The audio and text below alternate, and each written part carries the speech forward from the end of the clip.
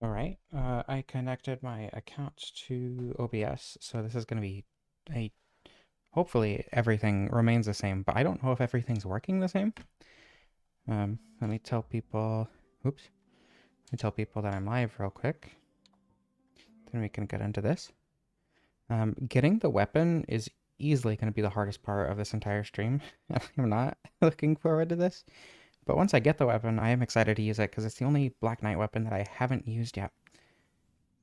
All right, let me paste this in my Discord. And there we go. I have not used the Black Knight Great Axe yet. Hopefully I'll like it. I imagine I will. I like all the other ones. And I like giant weapons.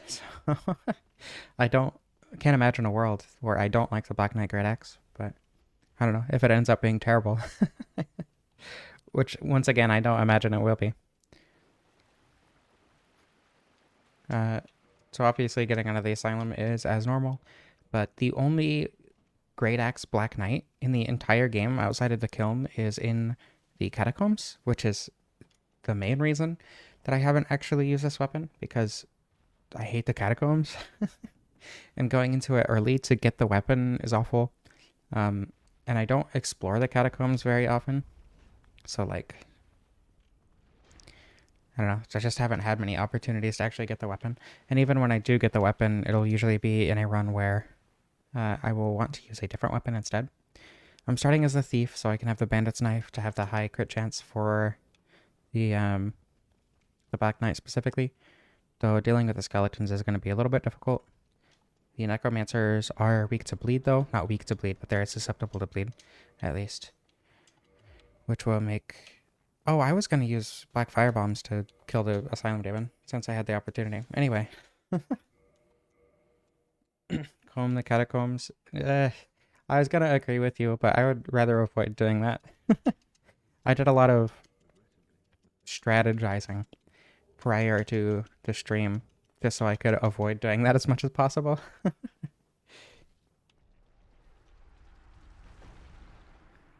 Yeah, there aren't. I mean, the Bandit Axe is really good, but other than that, oh, the Dragon King Great Axe is also really good. But other than that, like a couple examples, I just don't use axes very often.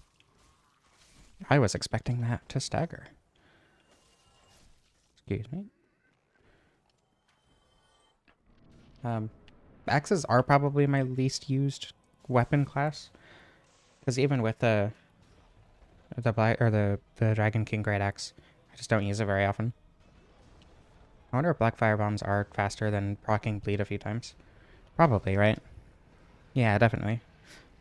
You have to wait in between bleed procs, so I would imagine it's quite a bit faster. Not going to be able to use the Black Knight Great Axe right off the bat, but should be able to use it pretty quickly, especially if I come back and get the souls from the Stray Demon. That's 20k souls, and the Bandit's Knife makes that extremely easy to do. I mean, I've done it with a +0 dagger, so can't be nearly as bad as that. I'm gonna level up my dexterity a little bit, since I need 18, and then it's like 30 something strength, I think. It's pretty high strength requirement, but hopefully the Stray Demon will get us there. I believe I need, God, like 20, I don't remember, 20 something to two-hand it.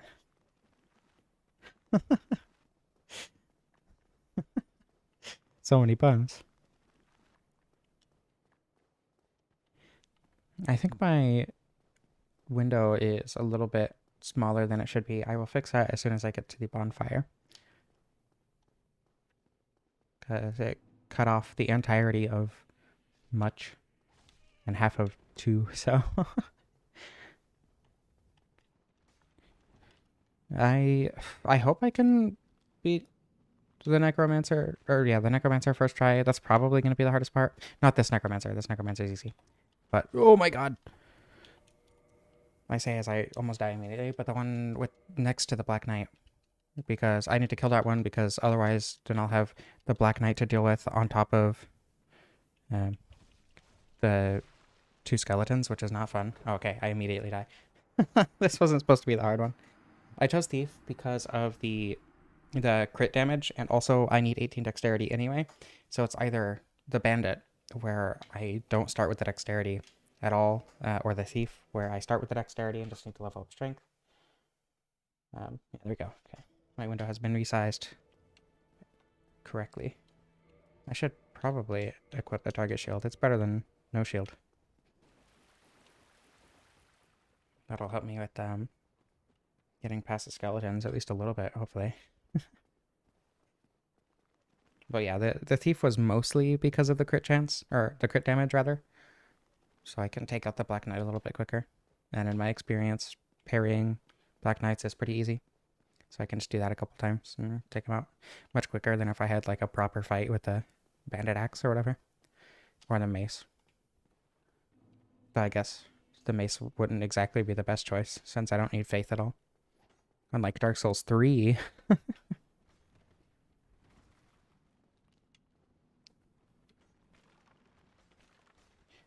It's just the fact that there's only one Black Knight that can drop the weapon in the game. It's in the catacombs, which is somewhere that most people don't like properly explore to, a high degree. But also the fact, yeah, there's only one. It's in a weird location that most people don't go to. Oops, I meant to press the dodge button. There we go. Yeah, just everything about it. But no, I don't think it has a lower drop chance than normal. As far as I know, it's exactly the same. I need to... I'm going to level up my dexterity and then just start putting everything else that I end up getting into strength. I don't imagine I'll be carrying many souls out of the catacombs, though. Probably going to end up dying more than once in this process. Not looking forward to this. Yeah, see, that's better than taking the full force of the hit, and easier than dodging. Evidently, I'm very bad at dodging. I've had the skeletons hit me on the way down, and knock me all the way down. It's so frustrating. The inspiration behind the name? Black Knight. So B-A-K. I just took some letters. I don't know what I'm doing. The gold serpent ring? No, that is in Sen's Fortress, and I am nowhere near Sen's Fortress in terms of progression. I don't feel like doing Sen skip. I almost landed directly in the place that I didn't want to land. I can, however, dupe humanity. I'm just not going to do that until after I kill this necromancer and get into the point where I'm actually taking out the Black Knight. But I'll be backing up my save anyway, so it shouldn't be too much of an issue. Whoa, okay. Everything's fine. Okay, get 3 hits, back away. Oh god. No, wait, hold on. I changed my mind. I don't want to die to the necromancer. I was able to do this pretty easily when I was practicing before the stream. Ouch. Uh-oh. Ah! Everything is okay. A pinwheel before Nita's arena dropped a white Titanite slab. How low... Is that like the chance of a normal Titanite slab from a Triwraith? Is it like that low of a chance? Or is it more common than that? So now that I've done that, I need to take out the other 2. I practiced it because I'm bad at the video game. That's pretty much the only reason. Okay, I need to be able to safely get up the ladder. I said safely. Okay, we're good.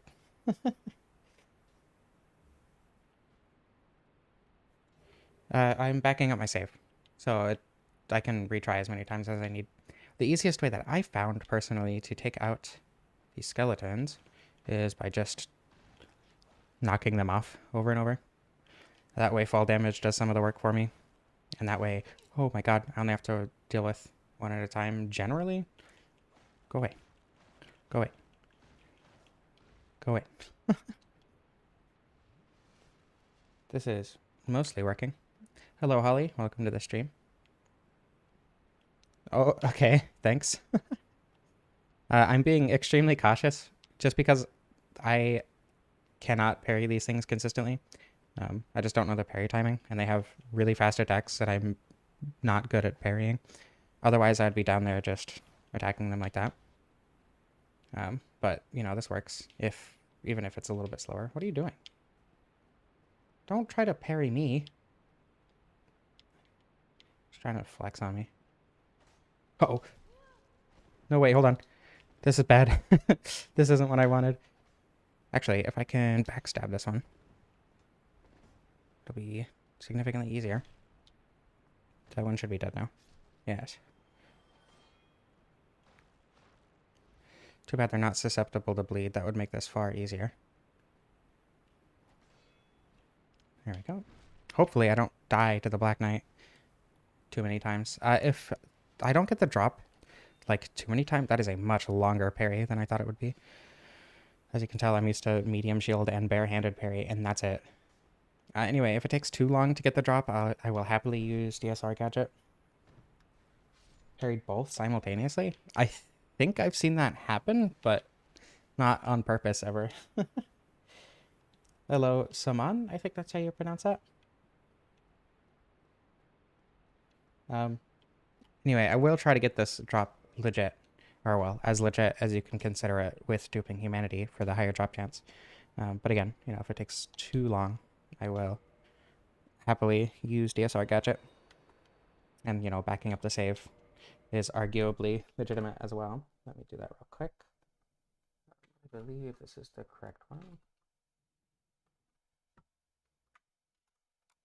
Okay. The boss weapons that I've used, worst to best. I don't even remember what most of the ones that I used are. I would say the worst that I've used was probably Ornstein's Spear or Gwyn's Greatsword.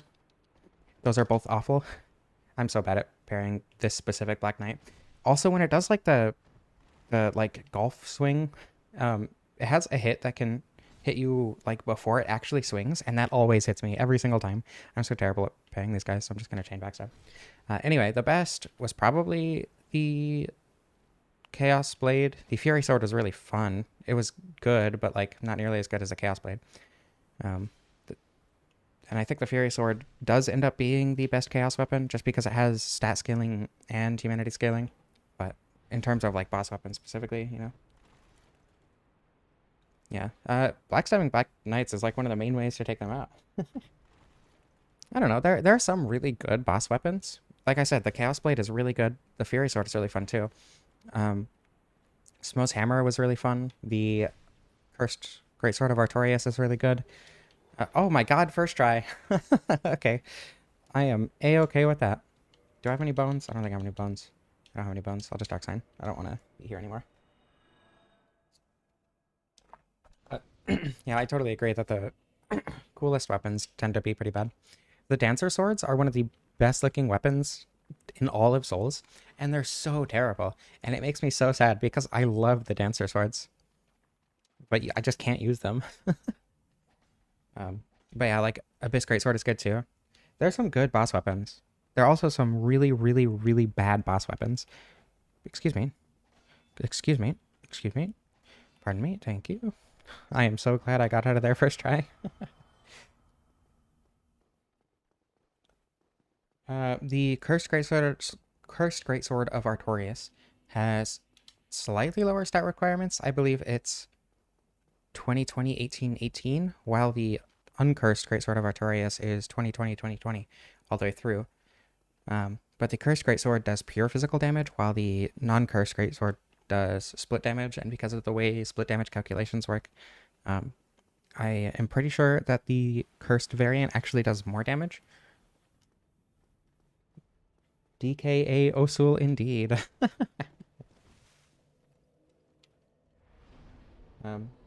Yeah, well, that's Fury Sword is only bad in the DLC because it does primarily fire damage, right? So, and that's just how all elemental stuff works. Okay, 36. Ugh. Oops, not that one. Not necessarily everything in the crotch, but all the taller enemies and like, but like the knights are taller than you, so you end up hitting them and you parry the knights a lot. among other enemies. Anyway, straight demon, I guess. It is really funny that you hit a lot of things in a crotch show. Um, we'll see if this ends up being a 2-hour stream. I'm also very tired right now. I've been playing a lot Blade and Sorcery, and that makes me physically and mentally tired. And I slept for a while last night, but I didn't sleep great. So we'll see how well I end up doing. But okay, let's see how long this takes me. Oh, come on. It shouldn't take me too long. I got this like first try in the Unworkable and Odd Places video entirely on accident. I wasn't even planning on making the jump. I was just pointing out that it was possible, and then I made it first try, and I was like, oh, okay, I guess it's easy after the 5 minutes I spent trying to do it on purpose in the Asylum Items Only video. But now, there we go. Oh, come on. This is the one. Nope.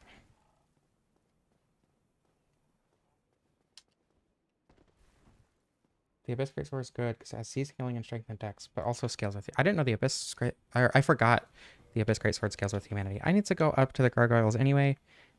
I'm just going to go around. This is fine. Welcome, Finn.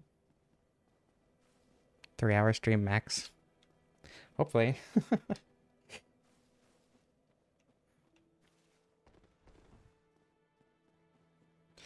I've done it a lot before, and I should be good at it at this point, but I need to do this anyway, so I might as well. I stream every Wednesday at about 3 p.m. PST. Sometimes it'll be a little bit earlier or later. Last week I streamed on Thursday because my entire week was just a day off, and I genuinely thought that Thursday was Wednesday until I realized that I had to stream. But generally, yes, I stream on Wednesday at 3 p.m. You should sleep, Letty. Not sleeping is not good for your health. I am not at all hyped for the Elden Ring DLC. I know that's coming out tomorrow. I don't have a character ready for it. I haven't been wanting to play it. I will at some point, absolutely. But I don't know. Elden Ring isn't... I will play it, like, absolutely. And whether or not I'll make a video on it, but... Yeah, I don't like Elden Ring. That's not true. I like Elden Ring, but I kind of had my fill of it. You know what I mean? But I'll go back to it eventually. And at that point, I'll have the DLC and be able to play the whole game as one complete experience, like I do with the other Souls games. Oh, I have like 300 hours in Elden Ring. I really liked it when I first played it. It was a really, really good first couple playthroughs. And then I had explored pretty much everything that had caught my interest, and then it just stopped being fun because the combat itself doesn't hold my interest like the other games do. Like even Dark Souls 1, it's not really a lot of exploration, right? But the world itself is so interesting that it just captivates my mind in a way that Elden Ring doesn't, despite it being so much more grand and significant. I don't know. I don't really know how else to put that. And then the combat in Elden Ring doesn't really catch my attention. Like even Dark Souls 3 has been doing it better recently. But I don't know. I feel like after enjoying Dark Souls 3 in the way that I am, once I go back to Elden Ring, I'm going to end up liking it a lot more. But I want to do a few other projects and the other games first, and then go back to Elden Ring and see what happens. I don't know. I want to like Elden Ring. Like, I really, really want to like Elden Ring. But I just don't right now. L2, L2, L2. Yeah, pretty much.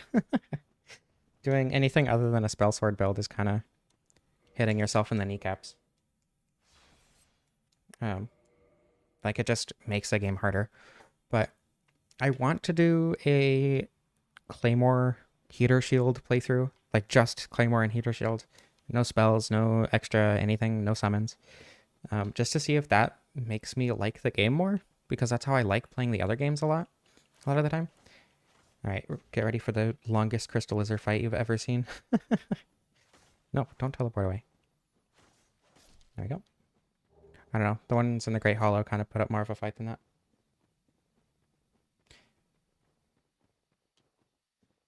Yeah. Like, I don't know. I want to like Elden Ring so much more than I do. And I did when it first came out. And then it just kind of got repetitive and annoying. I think I had all the achievements by like 80 hours. I did look up a guide for a couple of like the random talismans or whatever. I didn't end up looking at a guide for any of the endings except for the chaos ending, I think. Like I had found the door, I just didn't know how to get through it. Um, I don't remember if there's anything in the game that actually tells you, but I wasn't reading item descriptions like I should have been in a first playthrough. But yeah. Well, see, I don't want to do materials because I want to like know how good the weapon is. I need like 2,000 souls to upgrade. But depending on how many souls the stray demon gets me, or how many levels the stray demon gets me, I don't remember how many levels exactly it'll be, and I don't know if it'll be enough to two-hand, then I will dupe souls to get to minimum requirements at least. Yeah, $100 for the whole game, which is a lot. And based on my enjoyment with the base game, I don't know if the DLC is going to justify that price for me, but we'll see.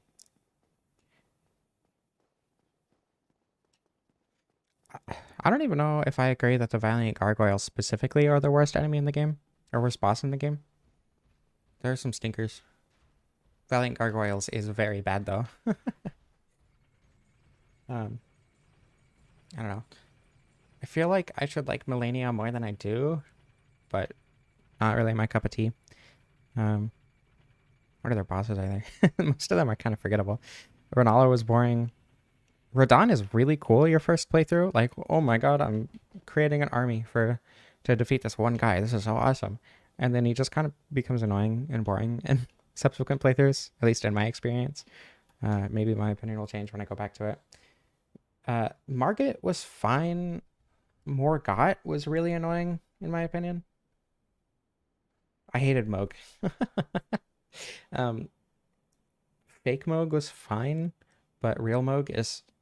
Ugh. Melania is very hot. I agree with both of you. 100%. However, that doesn't justify her fight. I have bombs.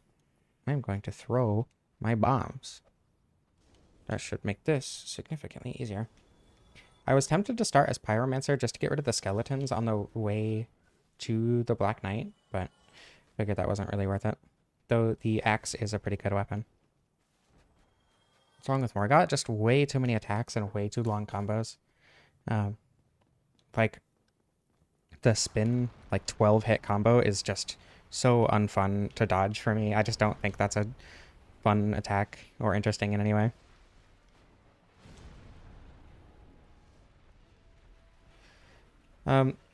I'm gonna refrain from making any comments about Dark Souls 3, my enjoyment for areas in Dark Souls 3, because like I hated the cathedral my first time through it. That's not even true. Well, no, that is true. I hated the cathedral in my first playthrough, and in a lot of subsequent playthroughs, but I did a playthrough of it yesterday, and I actually really liked it. Same goes for the Undead Settlement. I didn't really like the Undead Settlement, but it wasn't a bad area by any means. It's just that the way you have to play Dark Souls 3 or the way that I have to play Dark Souls 3 to enjoy it, is different from what I prefer in the other Souls games. So I still prefer the other Souls games over it. I just really like Dark Souls 3 more now. I'm starting to like it more now, is what I mean. But yeah, I really like the cathedral now. The road to the cathedral is a little annoying, especially that area with the like 5 dogs and 4 archers. That area kind of sucked, but it wasn't that bad, all things considered. I don't know. I'm recording that video. Like I did the Irithyll, the high wall, and the Smoldering Lake. I'm gonna do the entire rest of the game like that, probably in 3 or 4 parts. 3 parts for the base game, probably, and then a 4th part for the DLC, if that's something that I end up wanting to do or people want to see. I know for sure that I don't like the Green City right now, but whether or not that will change as I play will remain to be seen. I don't need the slab. Yeah, I don't think amount of content really determines the value of something, in my opinion. It's a lot more the enjoyment that you get out of the content. Like, if I really, really liked Ariandel, it would totally be worth $15 in my opinion, regardless of the actual amount of content. I need to heal. Undead Settlement, it could not have possibly been a Dark Souls 1 area. I get why you think that. But because of the way that the enemies are placed, that just wouldn't work. Like, there are enemies that just appear behind you, right? That doesn't happen in Dark Souls 1. Dark Souls 1 isn't built around that. It doesn't have systems in place to facilitate that, while Dark Souls 3 does, like especially the Estus refills as you go through. That's like one thing that's really been helping me enjoy the game a lot more now that I understand that that mechanic is in place and is there for me to be able to take a hit every so often. It's making the random enemies appearing behind me and getting a hit or two on me feel a lot less annoying and more just like part of how the game is designed to be played. But I don't know. That's just kind of my experience so far. But it is very, very different from a Dark Souls 1 area, is my point.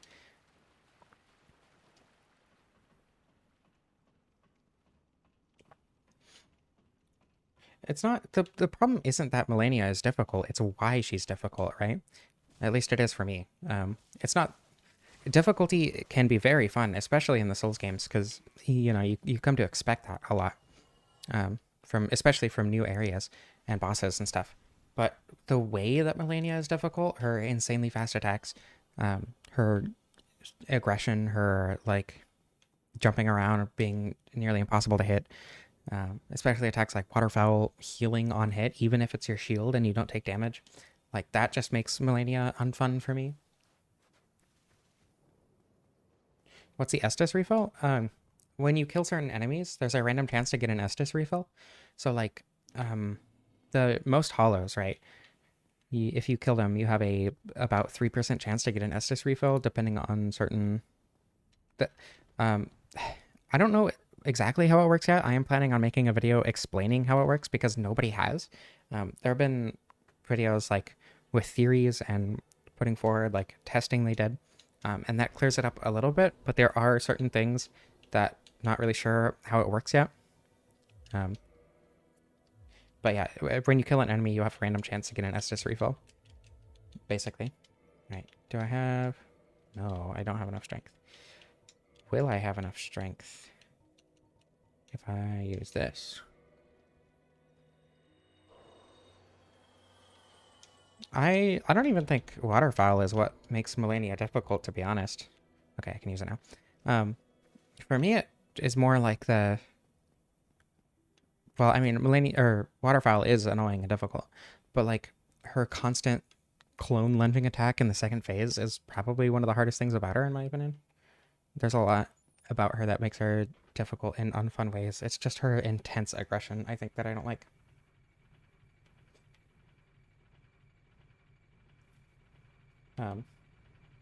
Yeah, and like, I think that goes for all Souls games to say that it's not really that difficult. Like, Elden Ring isn't difficult if you come to terms with it and learn to play it the way the game expects you to, right? And that goes for Dark Souls 3 so far in my experience as well. Very much for Dark Souls 1 and 2. Dark Souls 1 and 2 are extremely easy if you play them how the game expects you to. Stuff like that. Spamming roll never worked for me. Though maybe it was because I was also like subconsciously trying to time my rolls. Maybe if I used a light load instead of the mid load. Oh, I missed. I meant to jump attack. That scoop is not a very good attack. The Frostpot cancels Waterfowl until she builds up enough of a resistance for that to not work anymore. But I guess she doesn't have that much health, so for most builds that will work really well.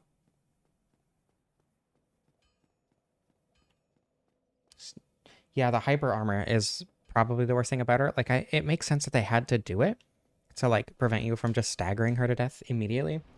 But for me, the biggest thing about it is like there's no tell for when it's going to happen. You can be in the middle of a big attack, and she'll just not stagger and immediately attack, which doesn't feel great, in my opinion.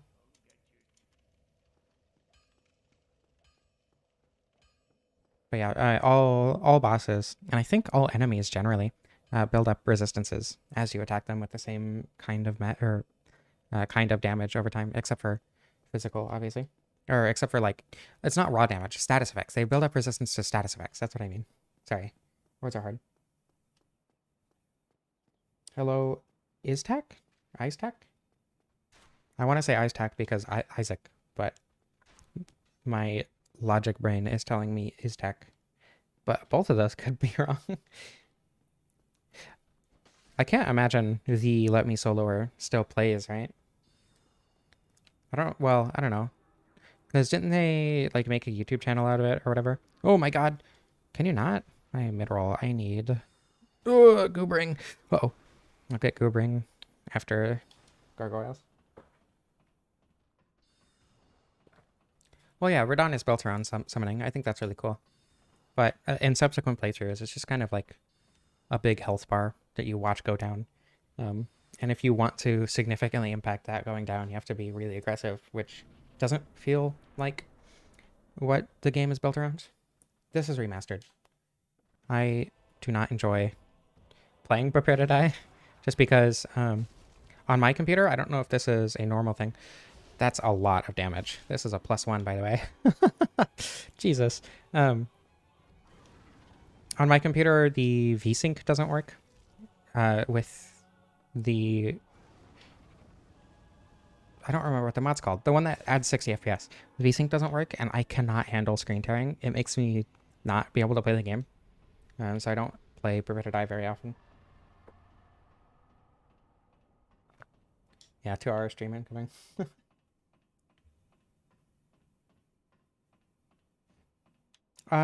Does Dark Souls 3 do that with armor? I never noticed. I just kind of put on cool looking armor and that's it.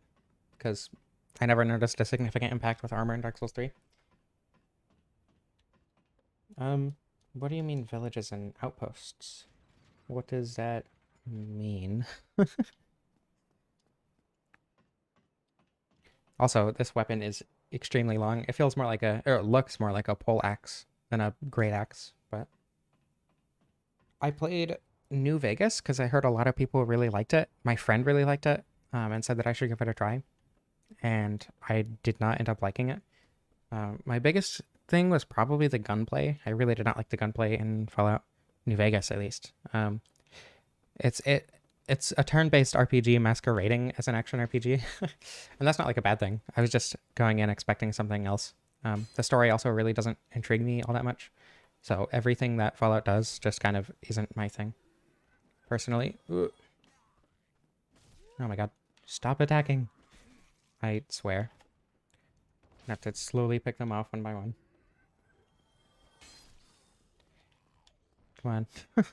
Die faster. At least they die quickly. Yeah, I mean, Elden Ring has, like, villages, but, like, in the context of game design, like, they don't have, like, missions or quests in them most of the time or whatever. Not like, you know, you would have in a traditional RPG, like a Fallout game or whatever. And they just are collections of buildings that exist in the open world.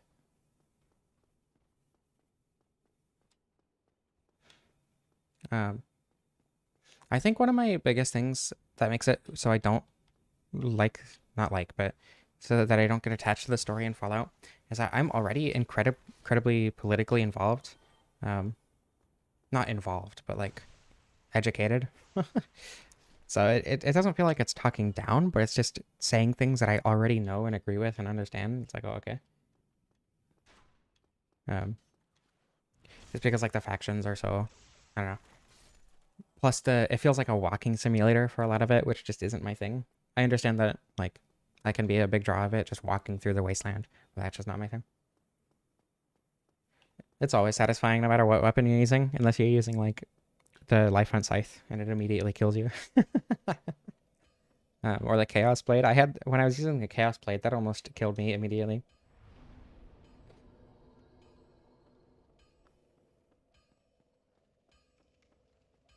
Yeah, Dark Souls 3 and Bloodborne is also very Fashion Souls. Armor in Bloodborne is pretty much useless most of the time.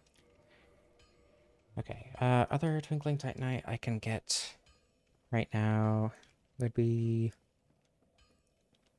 the Crystal Lizard outside of the Taurus Demon Arena. I'm gonna grab the Weaponsmith box, actually.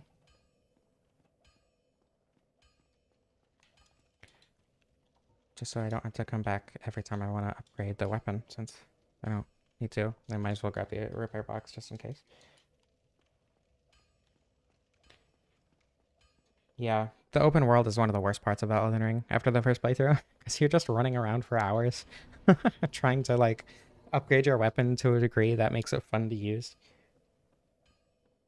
Yeah, Dark Souls 1. Well, I would argue that Dark Souls 2 is also, to a similar degree, like, armor is impactful in both of them.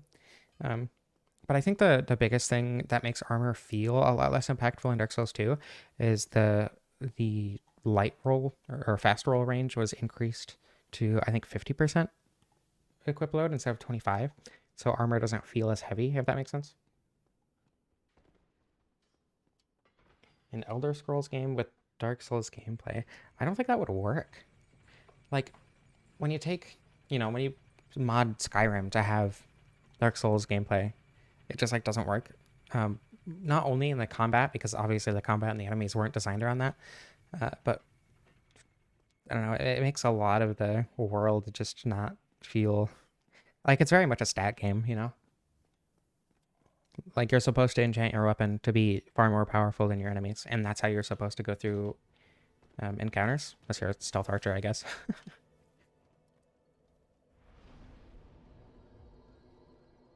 Go Great Hollow for Twinkling Titanite. I don't want to go to the Great Hollow, so I am not going to do that. Give me your ring, please. Thank you.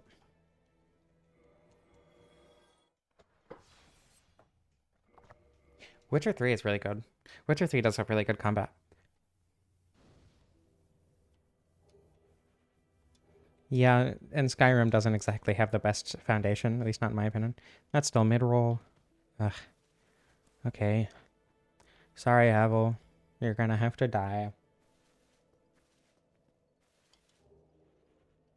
What, Sun Metal? I am... Do you get a Sun Medal when you invade Latrak?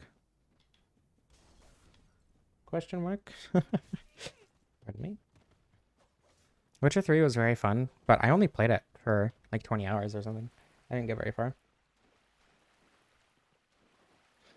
I mean, armor, like, Dark Souls 2 doesn't really... The stamina management is important, but you have to balance that with the rest of your build. That's a lot of the complaints that I see about Dark Souls 2, just people not knowing how to build a character. Like, I'm not saying that's what you're doing. I'm just saying that, like, a lot of the problems people have with Dark Souls 2 end up being just, like, not understanding how the game expects you to create your character. So, like, ADP, a lot of people complain about ADP, but it's only there because it expects you to understand that you only need it with certain builds and that you should only use it if you specifically want it for your build. When most people just get it because, oh, well, that's how I played Dark Souls 1, so I should play Dark Souls 2 like this. And Dark Souls 2 doesn't have this at the base, and that's worse. Because I like Dark Souls 1, even though different doesn't mean worse, and a lot of people fail to understand that in a lot of ways. That seems to be, like, generally, ADP is one of the biggest complaints about Dark Souls 2 that I just do not understand at all. I love ADP. It's one of my favorite things about the game. Just mostly because of what it symbolizes, but just, like, I don't know. I like it a lot. But also, you can get um wow, damage. Okay, I was not expecting to two-shot that guy. I guess it is at +2, but wow. Um but the words are somewhere in there. Like, you can get stuff like the Chloranthy ring and then the what is it called? The grass crest shield in Dark Souls 2. No, it's not the grass crest shield. It has, like, the flower on it, and you find it, at least in Scholar, you find it down in Sinner's Rise, right before the actual Sinner boss fight. But you can compensate for that. You can even use consumables to compensate for that, and I think the game does it really well, in my opinion.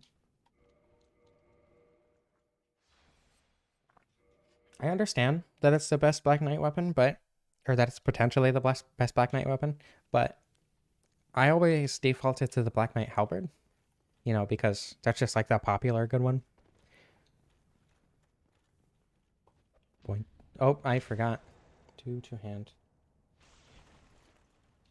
Yeah, exactly. Pancakes and waffles are both good. Just because I like waffles more, it doesn't mean I don't like pancakes.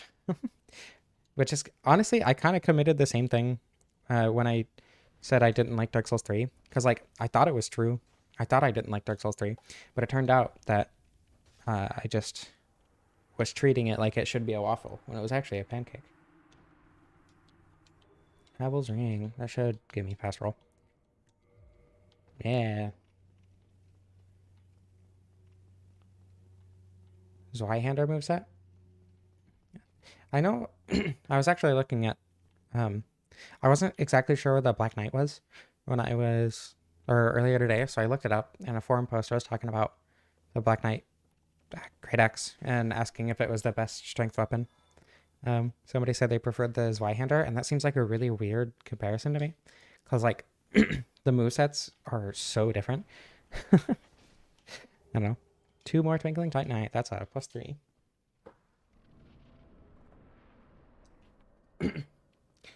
Roll timing is important in Dark Souls 1. Jesus. And if you want it to be important in Dark Souls 2, it can be. But if you don't like rolling, you just don't have to roll, you know? You can use a shield instead, or you can position around the enemy instead. If it's an attack with an element that you don't have a good shield for. Therefore, ADP is a good stat for what, especially for what the game was trying to do, right? The game is trying to be more about your build than your actual movements and skill set.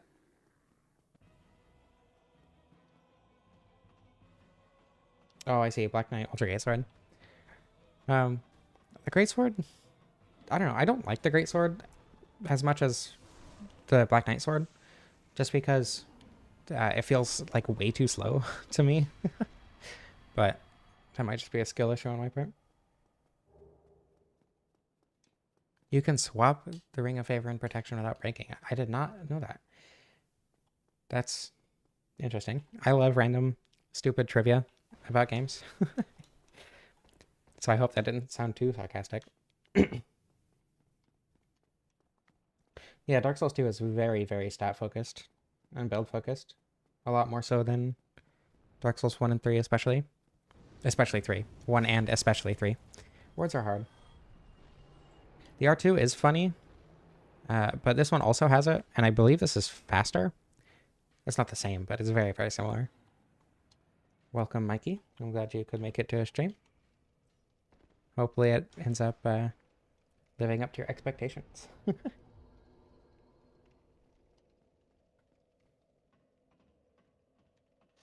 Yeah, I mean, you, like, it's not even necessarily that I don't prefer rolling, because most of the time I do just get my ADP up to 20 and then play the rest of the game.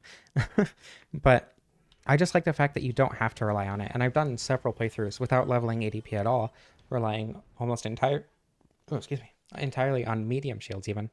And I had a lot of fun. All right. Good luck, Letty. Have fun.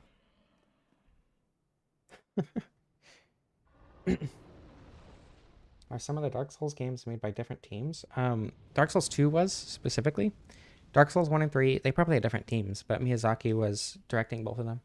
And then somebody else entirely directed Dark Souls 2, because Miyazaki didn't want to make a sequel, and then Bandai Namco pressured him into making a sequel, which is why 3 happened, even though he didn't want to make that either. My Fashion Souls? In what game? Because it's different for every game. In this game, it's you. If I have the excess or endurance, it'll be the brass set. The brass set is my favorite set in this game. Dark Souls 2 would be the Faram armor, and Dark Souls 3 would either be the Herald set or the Fallen Knight set. Both of those look really good.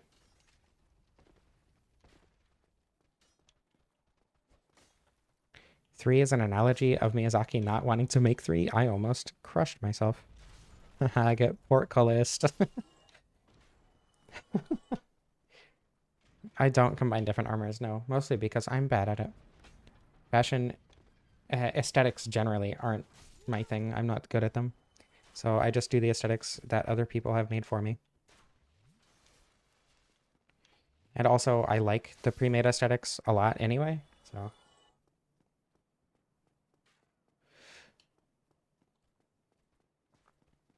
Really? Yuri was it Takamura, right? Yui Takamura?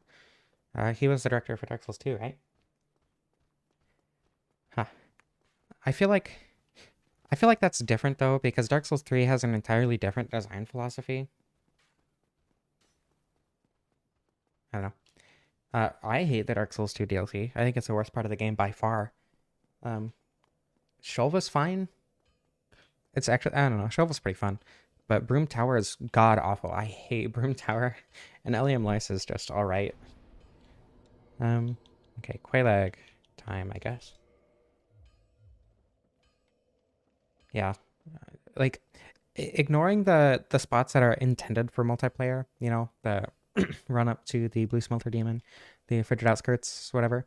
Um, Ignoring those spots, even then, I don't really like the Dark Souls 2 DLC very much.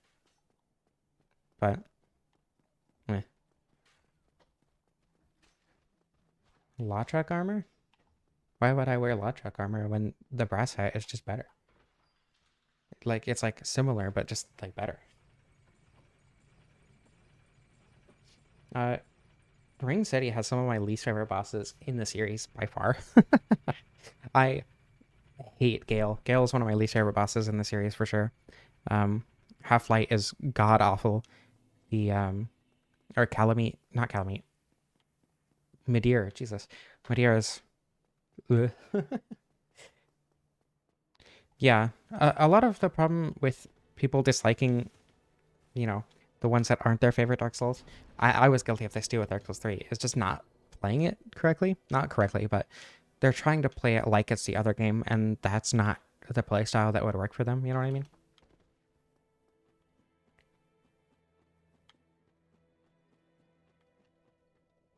So Scholar, it depends on what you mean by enemy spam. Like, there are a lot of enemies, but it's only because the game expects you to deal with them, right? In a way that you're not going to be ganked too badly, or at least not ambushed. So, like, Scholar has...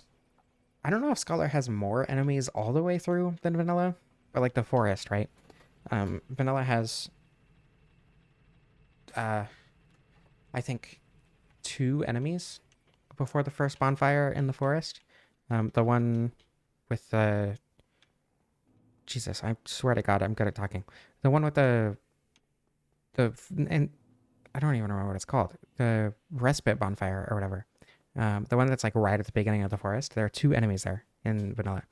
And in Scholar, there are 3 enemies, but one of them is like basically a mini boss. It respawns, but it's one of the big ogres. And that just kind of like encapsulates the difference in design philosophy between the 2 games, or between the 2 versions. Scholar is a lot more enemies, but it makes it a lot more interesting and fun.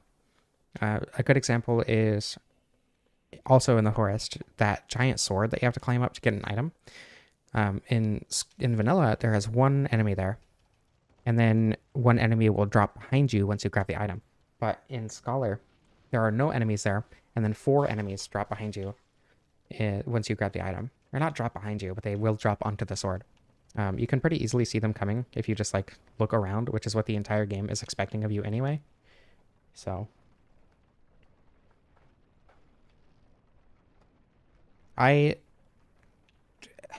worst, it's not even like, if Half-Light was an optional boss, I probably wouldn't even dislike Half-Light all that much. But just because it's forced in order to... I would argue that Gale is the end of the DLC, right? So anything leading up to Gale would be required. But forced PvP is just such a terrible idea. I hated the monk or whatever in Demon Souls. Mirror Knight in Dark Souls 2, I would argue, was still really good, just because the Mirror Knight plus a person is a completely different dynamic, and you can just ignore the PvP if you want to, and just dodge the other person. But, like, the fact that there's the Painting Guardian and the other player is just so awful that it was such a terrible idea for Half-Life. how do you think you should play Dark Souls 2? You should go through slowly and like actually look for enemies and not get ambushed. Uh, um, use a shield if you need to, you know? Like, it's not a game that you're supposed to go through quickly. You're not supposed to run into ambushes and deal with them like you are in Dark Souls 3. And the enemies are in positions that differ wildly from how they would do it in Dark Souls 1. So you can't really play it like Dark Souls 1 either. No, it's air damage. Hello, Paul. Welcome to the stream. I assume it would count for Quelaag. That is a lot of damage, though. Either way. Uh-oh. I always get hit by that, despite it being like one of the easiest attacks to dodge. You literally just go up to her, and she can't hit you with that. Like, I don't know why I always get hit by that. That's like the one attack of hers that I consistently get hit by, and I do not understand why. There we go. Big damage.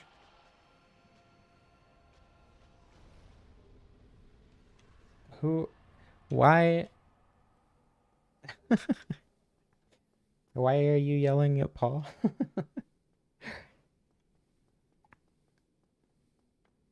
Yeah, don't play like Mauler, Jesus. Don't lock on in group fights. Jesus. Mauler sure is a Dark Souls player. Beneath the amazing chest, indeed. I want to be beneath the amazing chest. Yeah, Dark Souls 2 very much is a lot more patience. Welcome, Lee. Well, you don't even really need to roll for a Quelaag. I mean, it can make it easier because you don't need to worry about positioning as much, but you can probably easily beat Quelaag consistently without rolling. I should not have rested there. Why did I do that? Okay. Looks like we're climbing out of Blighttown. Sildoris set? Oh yeah, Silver Servant. You just get way too many souls.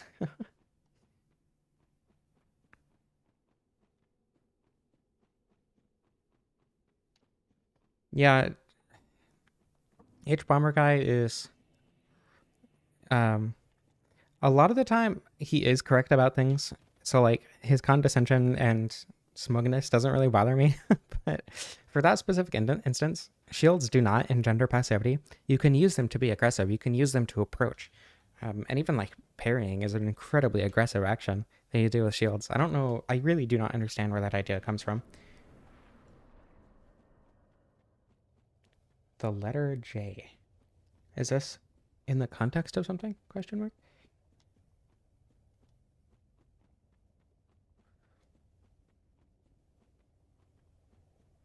Yeah, I really like H-Bomber guy. He's a good essayist, but I don't generally agree with his views on video games specifically. A lot of the time I do, but, you know. Super missiles? I feel like most bosses would be easy if you had missiles. Yeah. If you are using a shield and it's making you passive, and you're not enjoying that, then it's absolutely worth trying, you know, giving up the shield. But if it's not making you passive and you're still playing aggressively, or even if you're enjoying the passivity, right, then that's not a wrong way to play at all. Yeah, Dark Souls 3 is very, very much about aggression with shields. When it's late and you have plans to go up a mountain with friends. I... Question mark? I don't know. I liked most of the In Defense of Dark Souls 2 video because like I agree with like 90% of it. It's just the shield stuff that I didn't like, and the stuff where he was talking about how Scholar is somehow worse than Vanilla if you play Scholar first, which doesn't make sense to me because I started with Scholar. That was my first Souls game ever, and I loved it. You have to, so his arm has to be out. And it's not, he doesn't automatically bring it out. This thing that he's holding on is like weird tentacle arm. He doesn't automatically bring it out if you enter the fight after grabbing the armor. So you have to grab the armor and then come over here. And if you die on the way, you have to go back to the armor. So he pulls his arm out, or, you know, get to the point in the fight where he pulls his arms out. And then you can go over to the fog wall and he'll do the jump. If his arm's not out, he just spams the like giant lava laser that obliterates you.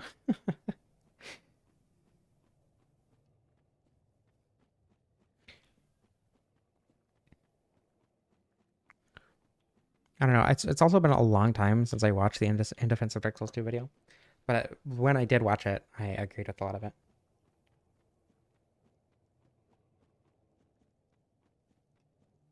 Um, Somebody commented on the Smoldering Lake video, like if you use shields for anything other than parrying, then I don't even remember what they said. It was a stupid take. Yeah, there are spiky pokey shields. Exactly. God, my brain just keeps going back to Blade and Sorcery. I am so hyper focused on Blade and Sorcery right now. There's a shield that has a spike on it. It's fun to just stab people with it. Let's see. Is it 36 strength to one hand? Probably. I haven't seen Ruby, despite my name literally being Ruby.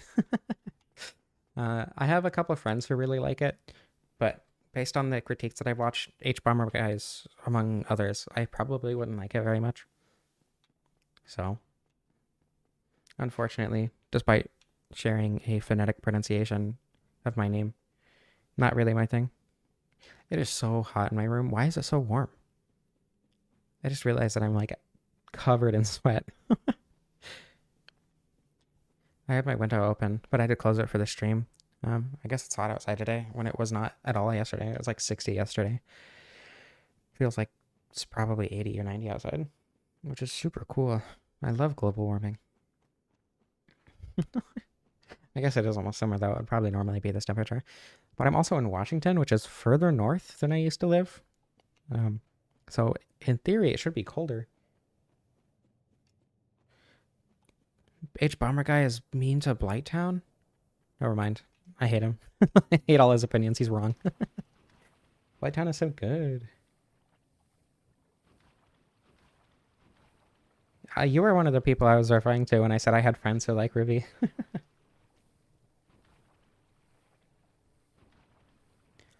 I know a lot of it is like clowned on a lot, but generally things that people clown on tend to be some of my favorite parts of shows. But just the other stuff, like the story and whatever, doesn't really do it for me. Ooh, I wasn't gonna fall off, but I got scared. Yeah, I'm also practically touching Canada. Well, I don't know. Not exactly practically touching, but I'm bordering it, so I'm in a state that borders it. But I'm also on the coast, right? So I feel like the Pacific coast specifically. I know the Atlantic is generally a lot warmer. So I feel like, if anything, it should be cooler here. But no. Blighttown or Valley of Defilement? Blighttown for sure. Valley of Defilement feels too linear. One of the things that I like most about Blighttown and Dark Souls 1 is like the maze-esque qualities of it. Like how it's basically a 3D maze. I think it's really fun. And Valley of Defilement doesn't have that at all. Brightstone Cove is horrific. I totally agree. I have a panic attack every single time I play Brightstone Cove. It's awful. I hate it so much. I am not looking forward to exploring that in my upcoming Dark Souls 2 playthroughs. Blighttown is your favorite in Dark Souls 1? I get that. Mine is Sen's, just because it feels more satisfying to explore for me personally. But Blighttown is a very, very good level. Yeah, exactly. Blighttown is more fun to maneuver. And for me personally, I enjoy that more. Though I don't think the atmosphere is that much worse in Blighttown. Or, less impactful, I guess. Worse is kind of not a good word to use there. There's a lot in Demon Souls that they just, like, ideas they used in Demon Souls that they just kind of reused for Dark Souls. I don't think that's a bad thing, though.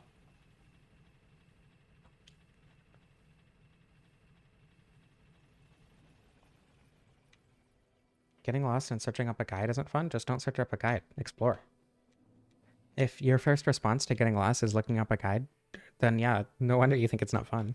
Getting lost is fun. You just have to want to stop being lost yourself and not have someone else do it for you. Or I guess, you know what I mean. If you don't enjoy getting lost, then I get that. But I don't know. Getting lost is fun. Exploring is fun.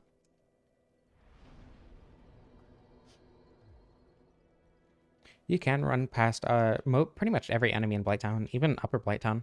But um, I think that kind of also does a level of disservice, especially because it lends itself so much to just general exploration that running past doesn't. It's not really experiencing the level in the same way. I don't like the poison part, but I don't know. It adds a lot of pressure that I don't think the game would have had otherwise, in terms of like exploration. And in that way, I think it's fun. Though a lot of the poison swamps in the Souls games don't really feel like they're there for you to explore. Um, I think Fair and Keep showcases that a lot too, because a lot of it is just poison with some trees sticking out of it, and that's it, with like some grooves scattered around. And so you're not really expected to explore the entirety of the Fair and Keep, but like you can if you want. I think the Blighttown Swamp is the same way, where you can explore it, but it doesn't really feel like you're intended to because, Quelaag's domain is just there and it stands out the most, so it'd probably be the thing that you're going to go to first, and then that's the way forward. But, yeah, Blighttown isn't the most polished, but I don't know. I feel like one spot where you instantly die doesn't make the entirety of the level bad, personally. Oh, instant stagger. Okay, good weapon. I forgot. Sometimes I forget that I'm using a good weapon. Yeah, Drake Sword would probably make Blighttown significantly worse. Jeez. Drake Sword is good for gargoyles, and then that's it, actually. Ah! Oop. Skill issue.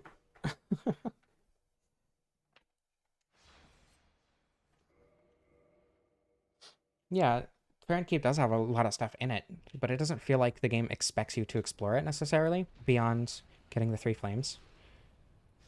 Like, you have to explore it to find the 3rd flame at least. But the other 2 it's a pretty linear path. But even when you're trying to find the 3rd one, there's just a group of islands that leads directly towards it.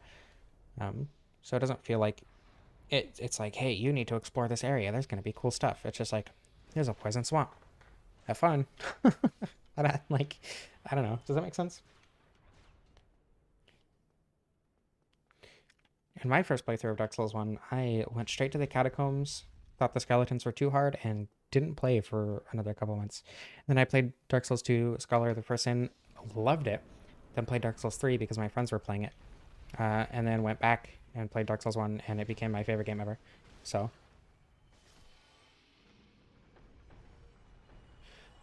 you don't necessarily hear directly of Sen outside of the fortress. Um, it is theorized that Sen is the blacksmith deity that is mentioned in the Demon Titanite item description, just because there are so many Titanite demons here. You find a lot of Titanite here generally, so it would make sense that that would be the case. And there's a lot of, like metal sculptures, and the traps are all metal. There are weapons here that would be, or, like there's a lot that does point toward Sen being, shoot, the blacksmith deity. And I think I agree with that. But, the beauty of Dark Souls, I am so glad I fell off in exactly that spot. Jesus. Dark Souls 1 story is intentionally open to interpretation. I just like that, the idea that Sen is the blacksmith deity. But, like, there are other ways you can interpret it for sure.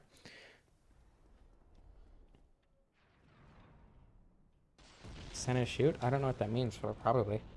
I mean, I said it, so it must be true. Yeah, Dark Souls 1 is the world of Dark Souls 1 makes it so much fun to explore. Like even though I know the path to every level and where nearly every item in the game is, um, it's still really fun to explore because finding new combinations of those items, like, oh well, I want to get this weapon so that I can use it in this scenario, which I've never done before, or I want to get these two weapons because they seem like they would have a fun synergy together. And then you have to like route your way through, and I think that's really fun. How you can do the Iron Golem as your fourth boss, and like that's kind of intended in a way. It's super easy to skip Capra Demon and Taurus Demon, and the Gaping Dragon. Like the potential pathways through Dark Souls 1 is one of, if not the best thing about it, especially because of how much it adds to the replayability and why I've played the game so many times. So the new Illusory Wall video is really good, right? I'm saying that because the most memorable thing, aside from getting to the... That is so much damage. Jesus. Aside from getting to the like weird out of bounds spots in the in New Londo Ruins, the thing that I remember most is jumping from this bridge down onto that platform. Like that's insane. That's really funny that you can even do that.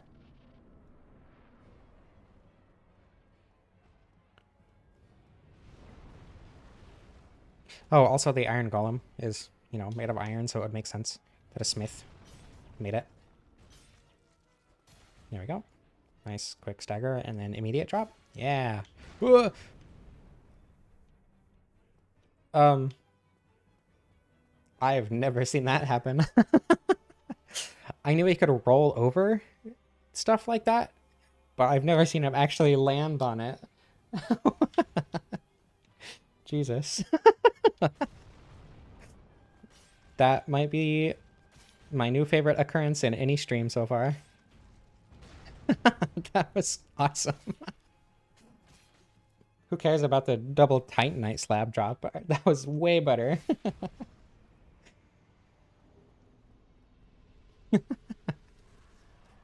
Like, wait, no, I need a breather. Give me a second.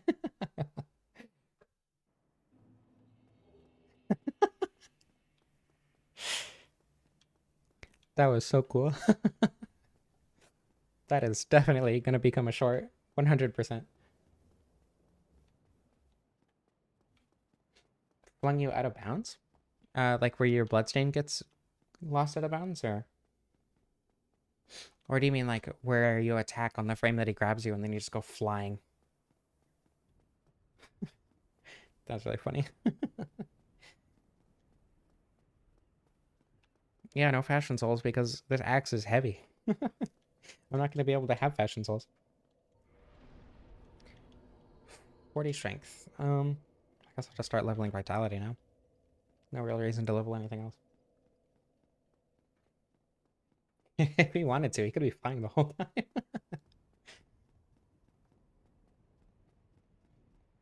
Fell beneath the skybox. Interesting. Whoa, no. I've never done that. I've been wanting to try to do the thing where you like get to Enter Orlando really early.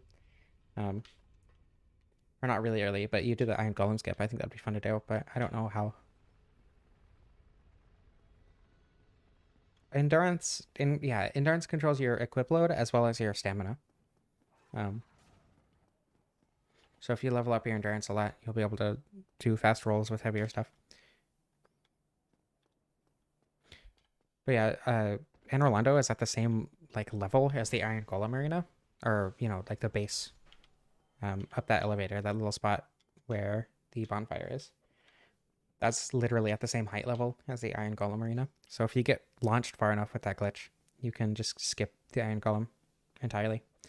It's extremely precise and like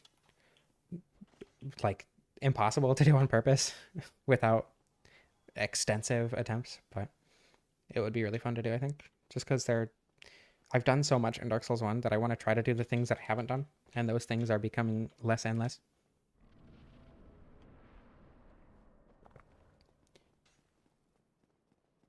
Need to flip Pavel. Raw ass indeed, yeah. I was watching, or somebody mentioned that they always have a +6 or +10 actually in the um, in the Fair and Keep. So they said that they didn't dislike the Fair and Keep all that much. But me personally, I didn't like the Fair and Keep very much at the time. So we were talking about it in my Discord. Yeah, and they were like, well, I usually have a +10 by then, so I probably have a different experience from most people. And I didn't know how to do that at the time. And then a little while later, I saw a forum post or something about it while I was looking something else up. And I decided to watch just out of curiosity. And they used the raw store straight sword, but they abbreviated it in the video. So one of the subtitles just said raw ass. I'm like, oh my god, that's hilarious. Why has nobody ever talked about that before?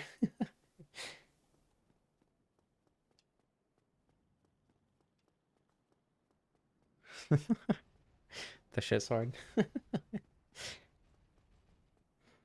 I wouldn't say it's super easy. You have to be pretty decent at the game to beat Champion Gundyr that early. And the dancer too. I don't know. The dancer is really, really hard in your first couple of playthroughs. It was, in my opinion, but eventually, especially because of how long it took me to beat her the first time, she's become one of the easier bosses in Dark Souls 3 for me. Not easiest, but easier for sure. Ouch. Alright, prepare to die in one hit. Even without the horny ring, probably.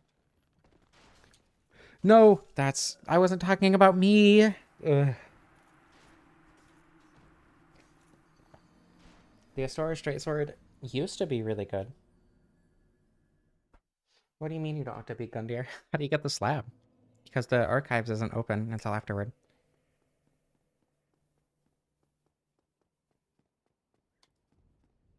Recreated the Dark Souls death sound? What do you mean? Oh, DLC doesn't count. And besides, I wouldn't call that early. You're just going into a late game area. I don't know, I guess it's the same thing with Gundyr, but that's an optional area, so it feels different. I don't know. I don't count the DLC, is my point.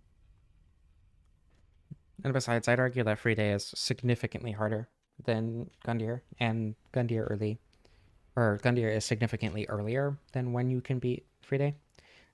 Like, you have to go all the way to the cathedral to beat Free Day, but you don't even have to leave the high wall to fight Gundyr.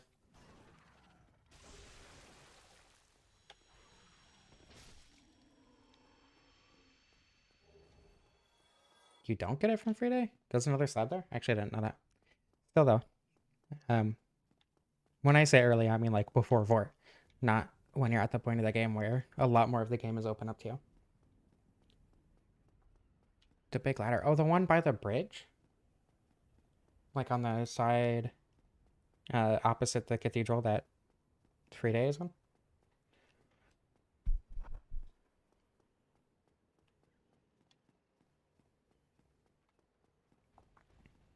One single tree. The tree enemies are so weird in that game. I always like kind of avoided them. Like in my first playthrough, that was at the point where I was running past everything in Dark Souls 3 when I got to the DLC. So I haven't really properly explored the DLC. I did a little bit the other day, like just up to the point where where was that? I don't remember how far. Oh my god! I don't remember how far I played, but I got to. It was after when the big dog ambushes you. This is my point. Okay, I need to heal real quick, just so I don't get one shot again. I'll probably still get one shot, actually. No armor. Okay, you can stop now. Okay, you can stop now. I don't understand why people think getting a bunch of slabs in Dark Souls 2 is bad game design. Like, it just kind of removes the tedium of trying new weapons. Like, you do get them kind of early, but you're also defeating, the 4 lords or whatever, so whatever.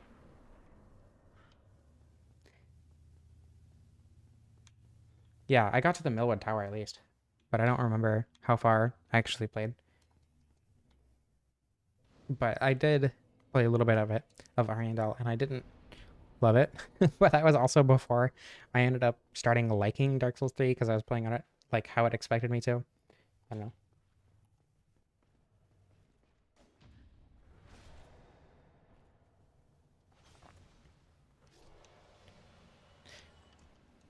It is weird that you can get that, like, Gale basically forces you into the DLC super early.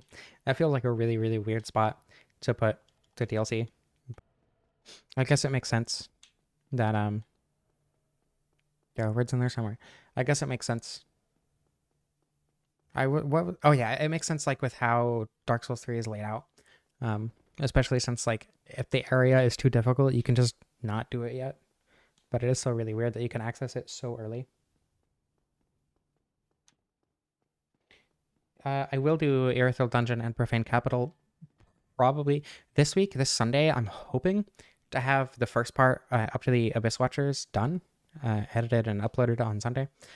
And then on next week, next Sunday, not this upcoming Sunday, but the next Sunday, I'm hoping to have up to, I don't know, probably Aldrich, maybe a little bit of the castle, probably just up to Aldrich. I don't know, we'll see. Because the castle, I guess, isn't very long. I need to buy more to go Titanite. That's why I'm here. I need more than 2, that's for sure. I don't remember how much I need. 3 more. 4 more, right, okay. Soul duping time. Because I don't want to grind. Oh, come on.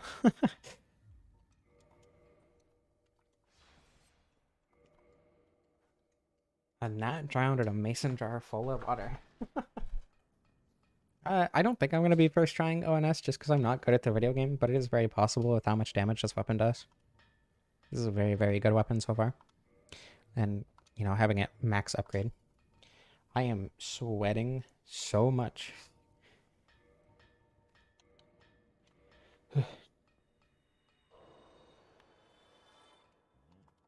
Forge I can. I need 4 more Twinkling Titanite. And then reinforce weapon. Max that out. Right, time to go obliterate Ornstein and Smo.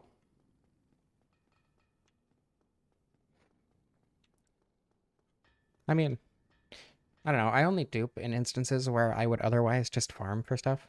Unless it's like, well, like, Jesus.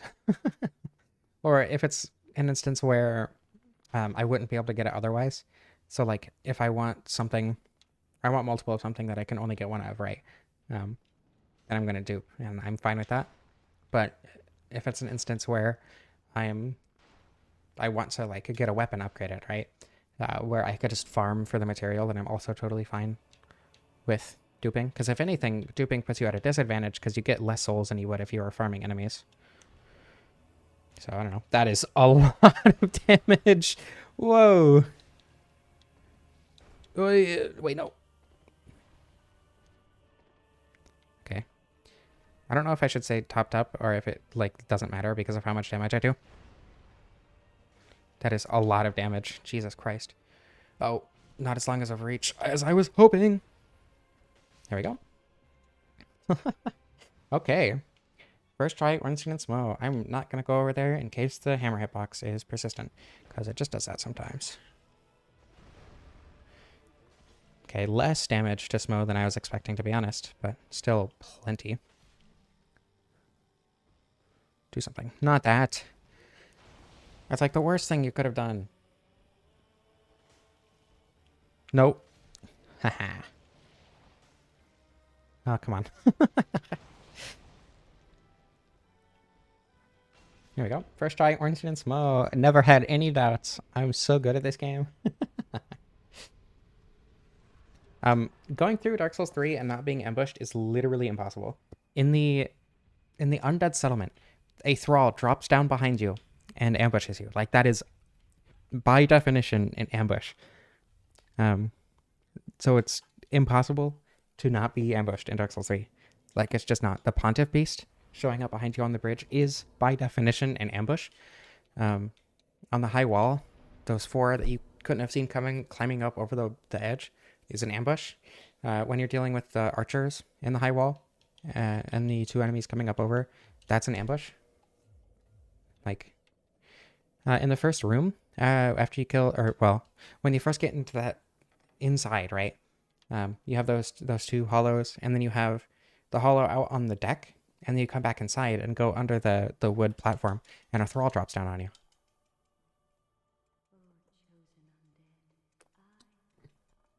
This is a very, very strong weapon. Granted, it's maxed out, and I'm at the soft cap for strength scaling. But yeah, also, I think we can just admire for a second. I think that's okay. It is Pride Month after all. Only if you're not straight, though. Only admire if you're not straight. There are multiple? I mean, I would argue that the ones that you can like look like up at the wall and see the enemy hanging there, that's not really as much of an ambush because that's what Dark Souls 2 does. And I wouldn't really call that an ambush unless you just like miss it. But like that one that I was talking about, you literally just can't see coming. It's impossible to see that one coming. Okay. Sif first. No, buy is okay. Buy is totally fine. Just not straight. That's why I specifically said not straight. And not like lesbian or whatever.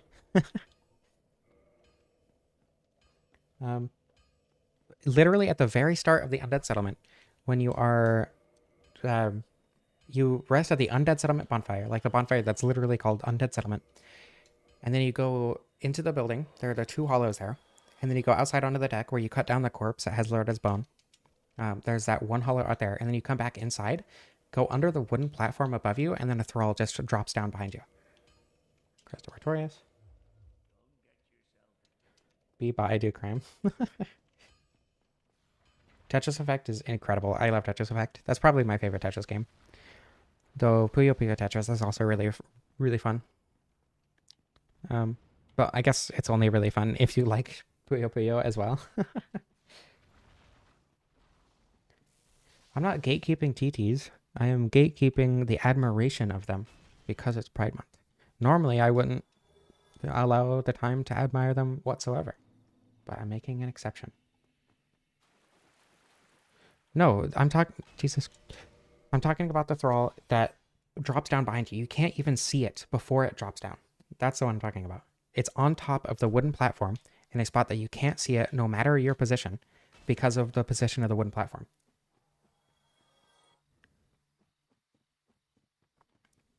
I will boot up Dark Souls 3 right now and show you what I'm talking about. It'd probably be easier to... Oh wait, no, I didn't. I haven't uploaded that video yet. Never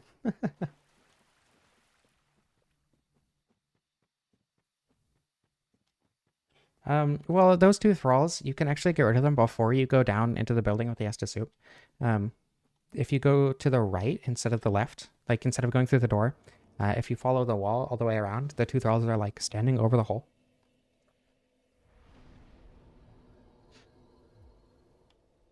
Super high rank in Puyo Puyo. I mean, that's understandable. Puyo Puyo is really fun.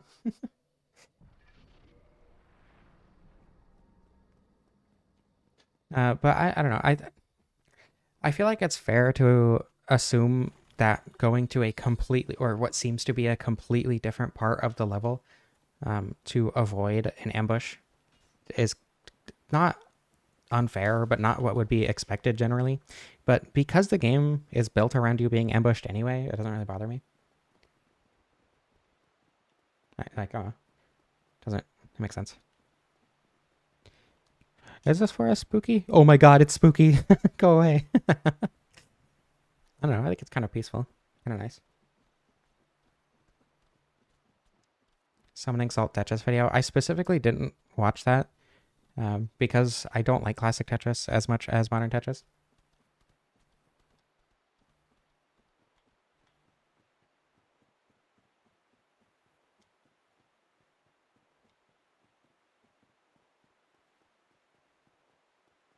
Ran through where 5 times? The first part of the Undead Settlement? Or are we talking about something else now? I wasn't paying attention. I mean, I like classic Tetris, but not nearly as much as modern Tetris. It took me like 5 hours to get double S. I had double S on every single game mode in Tetris Effect before the update where they added the classic Tetris game mode. And it took me like 5-10 hours to finally get double S on that game mode. It took me so long. And then I tried to go back to, I think I was trying to do sprint again, and I just could not do it because my brain was too much in classic Tetris mode. Sif doesn't have poise, right? I don't think so. Also, damage? Also, Sif, are you okay? Doing so much damage that I just broke Sif. No, come back. I was joking. There we go.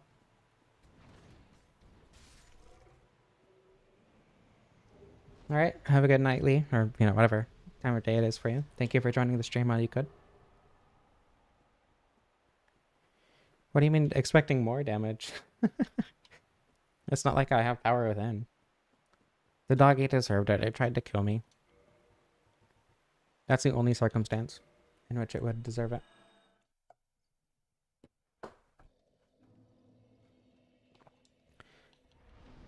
I used to be really good at Tetris. Like I said, I had double S in every single game mode in Tetris Effect, but I haven't played it in so long that I'm probably not nearly as good at it anymore. Oh, I probably should have gone and killed the Hydra, actually. Oh well. Yeah, 4 kings, why not? Should be pretty easy. I should level up my health. Yeah, there's no way I'm beating the game in 35 minutes, especially if I want to do the DLC. Well, I hate floppy Tetris. I know exactly what you're referring to, and I hate it. You cannot kill that thrall before it drops down. In fact, you can't see it. There are objects that are in the way of where it is, and because of its positioning, like how close the platform is to the wall, you can't stand far away enough in the direction that it drops down to kill it. Floppy Tetris is replacing all of the pieces with soft bodies, so they kind of like jiggle around. It's awful. It's so terrible. I hate it. It makes me so uncomfortable. When I first learned about soul duping, I got my, or I think I got a character to max level before fighting Gwyn by just duping large soul or soul of a great heroes over and over. It was funny. What if I did have power within? That would take a lot of effort. Flaccid Tetris. I like it might be fun to play, but visually it just I hate it. I hate it so much. And that might just be my autism and me liking actual Tetris too much, but it just makes me so uncomfortable. Who said I don't like long things flopping around? I do. It's just Tetris. Only Tetris do I not like things flopping around. It just isn't right. It's not natural. All right, have a good night, Ferret Jester. That's an awesome name, by the way. Thank you for joining while you could. Oop.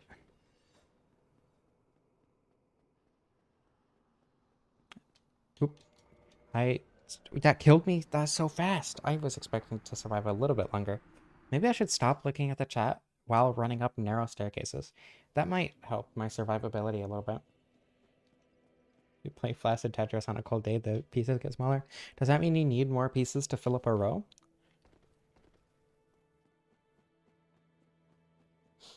Yeah, exactly. Like not like the animation that I saw of it, the pieces did like fall into place properly, and like make good rows, but generally just the idea of playing that not to mention how it looks. The looks is what gets me, but the idea of playing it is also bad. Yeah, see? You get it. It's not that I don't like floppy things. It's that, it's just not my thing, and I wish they would stop shoving it down my throat.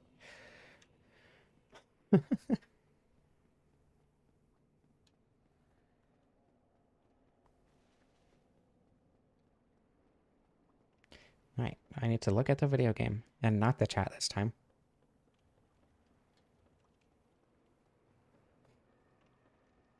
You're just gonna program floppy Tetris, but then have it have like a a way to check the weather at your approximate location. That'd be really funny. Call it Flaccid Tetris, release it on itch.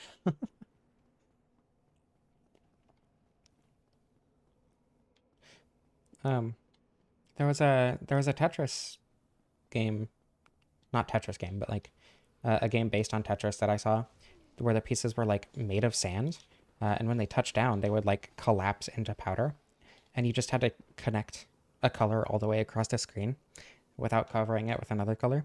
And like the idea was super cool, but it just wasn't very fun for me just because the way the sand fell was so unpredictable that it was kind of hard to strategize around it for me personally. Um, though Pentatris was vastly worse. I hated Pentatris and Hexatris too. It was Pentatris is um, pensaminos instead of tetraminos, and then excuse me, Hexatris was hexagons instead of squares, and that was just so awful. My brain would not comprehend what was happening there. As someone who is terrible with Python, good luck. I don't like Python, and I know that's not a very common position, but I just don't like using Python. Ugh. Everything that Python can do, JavaScript can do easier, with a few exceptions. Well, I don't know. There are a lot of exceptions in the use cases where people would normally use Python, but for my use cases, the things that I would need Python for, JavaScript can do significantly easier, so I just use JavaScript. Yeah, Python makes me sad too. I'm glad we agree. Sand Tetris is like a lesser Puyo Puyo. Well, Puyo Puyo, you just connect four, right? And Sand Tetris, you have to connect a color all the way across. So I feel like it's just fundamentally different in a way that doesn't really lend itself to comparison like that. Oh, excuse me. Right. Ingward. I don't remember. Is it top right? It is top right. Okay. Cool. I'm very glad I don't have to climb the ghost ladder today. Do you think JavaScript is harder than Python? That is. I don't think I've ever heard anyone say that. Like it makes sense if you're a lot more used to C-based languages, which is weird because I started with C sharp, so you'd think Python would be easier for me. But the syntax in JavaScript is just extremely simple. The hardest part is probably like getting other libraries to work with your code, but once you get that down, I don't know, it's probably easier than using pip. I hate pip. I hate pip so much. It took me so long to figure out how to use that.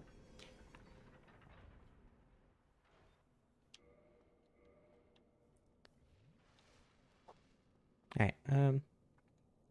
This is not how I should be doing this, but it's fine. I don't need 10 Estes for the 4 kings. Probably. It depends on what your use case is. I only started with C Sharp because I was using Unity. Unity is not a good place to start right now. But you can use, if you want to do general coding, and you still want to do like game development, start with Godot with C Sharp is probably a good place to go. But you know, Godot also has GD script, which is significantly easier in my opinion to learn than C Sharp. But I don't know. If you're not doing game design, JavaScript is also a good place to start.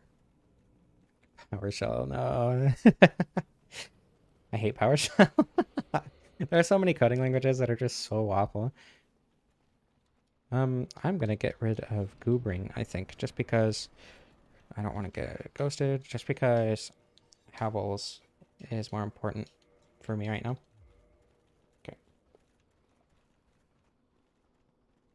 Okay. Yeah, pip is god awful. And this is like I say that JavaScript is easy to learn as someone who learned assembly in like a week. Don't do that for your mental health. Do not learn assembly in a week. God, that was so awful. Assembly is so terrible to work with. It's not, I don't know, it's fun, but learning it is just, ugh.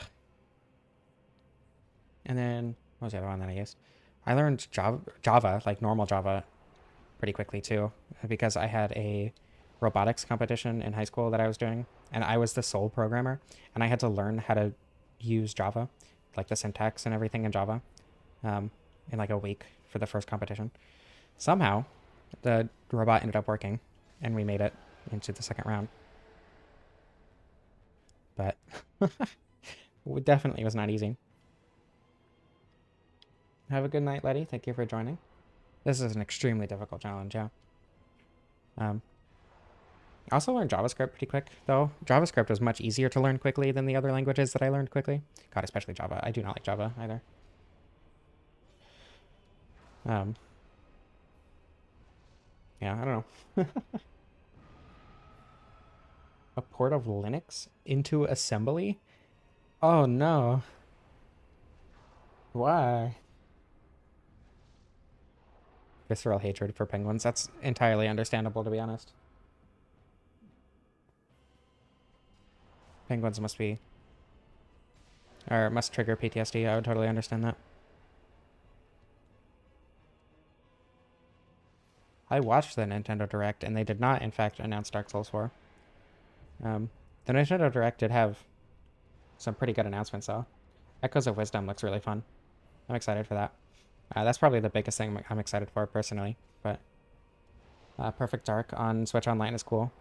I know a lot of people really like Perfect Dark, and not everyone who likes it has an Xbox, you know? Oh.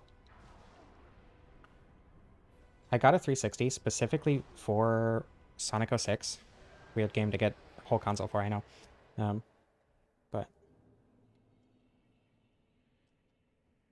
where was it? What was I talking about? Oh yeah, but I never ended up getting like Rare Replay or whatever. I did get Banjo Nuts and Bolts though. Am I beating the game with every weapon for a tier list? No, I just like playing the game a lot, and I'm just using a bunch of weapons. I do want to do a tier list of the boss weapons once I do all of those. So next week will probably be Moonlight Butterfly weapons. Oh yeah, Mario and Luigi looks cool. Echoes of Wisdom is the game where Link is trans? Unfortunately, no. But now I wish that was the case. You just play as Zelda. I started with C Sharp and learned Java. Well, I mean, oops. I'm sorry. Wait, no, hold on. No. Dang it. No.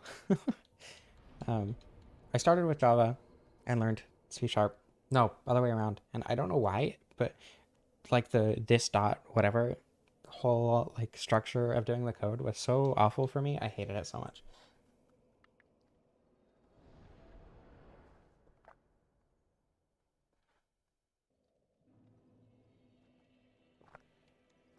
Yeah, my school was like 200 people, but we lived, or but the, you know, it was in a in an area where we could easily do stuff with other schools. So the overlap just kind of let us do that.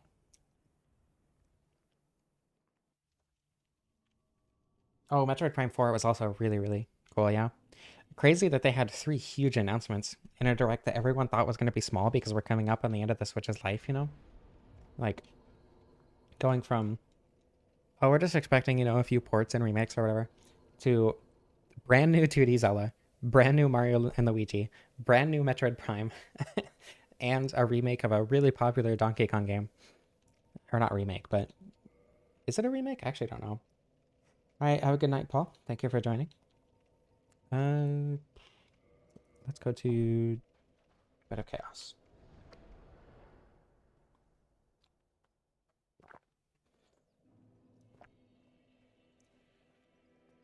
Tomodachi Life 2? Oh yeah, I know people wanted Tomodachi Life, but I didn't think anyone was like expecting it. Hello Kitty Island Adventures. Truly. That's what's gonna make the Switch go out with a bang. I would absolutely sleep in a bed of chaos. In fact, I do every night.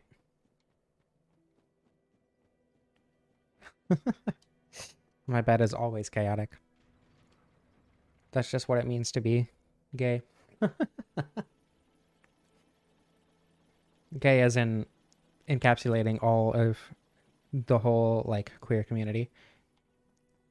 Being not being a guy makes it kind of hard to be gay, but you know what I mean.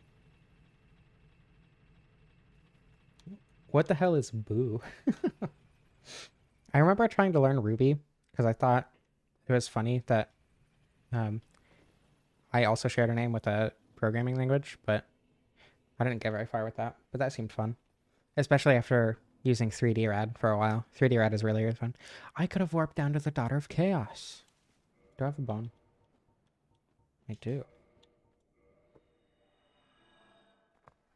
Oh my god, thank you for the $5. Your couch is straight. I'm so sorry. Legend of Zelda: The Missing Link. Is this like a... I'm sorry, I'm trying to come up with a joke. It's hard. Thank you, though. Genuinely. I don't deserve money. I just play a video game.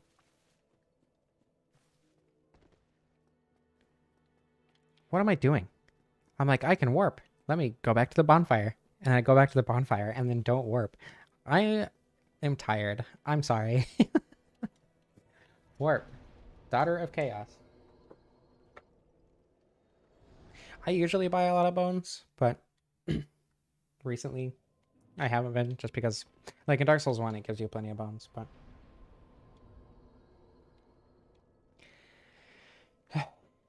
I don't understand why I'm so tired. I don't know why I didn't sleep well last night. Actually, it was probably all of the Blade and Sorcery I've been playing. Getting more exercise from that than I have in a while, which is also a problem, and I need to exercise more, but that's why I like playing Blade of Sorcery. Blade and Sorcery. Jesus. I want to do a challenge run in Blade and Sorcery. I think that'd be really fun. Just because, like, um, I don't know.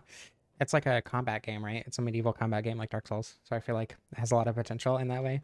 But also the combat is so open-ended and is designed to be experienced in so many different ways that a challenge run wouldn't necessarily be challenging. I was thinking of doing daggers only, but somebody recommended fists only, which I think would be really interesting. We'll see. Oh yeah, good point. I probably didn't sleep well because I sleep in a bed of chaos. Or only, that would be so awful. I'm not doing that. um, well, yeah, like I was going on walks for a while, but it's just like ADHD makes it really hard to remember to do something like that. But because I'm enjoying Blade and Sorcery so much, it's like, okay, I want to exercise. Boo was an old language for Unity. Was it based on C or was it like its own thing? I know like GD script is based on C, I think, but it's also it's simpler than C sharp, but yeah, I find it harder to use personally. But I'm still trying to learn it because it just kind of defaults to GD script.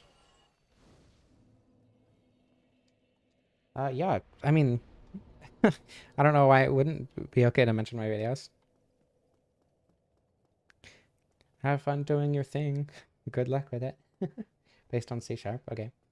But yeah, like Omberman, the guy who did the DPS video after me, who said that I didn't actually get the highest DPS. Um, I remember he tagged me in his video. Yeah, free advertising is free advertising, exactly.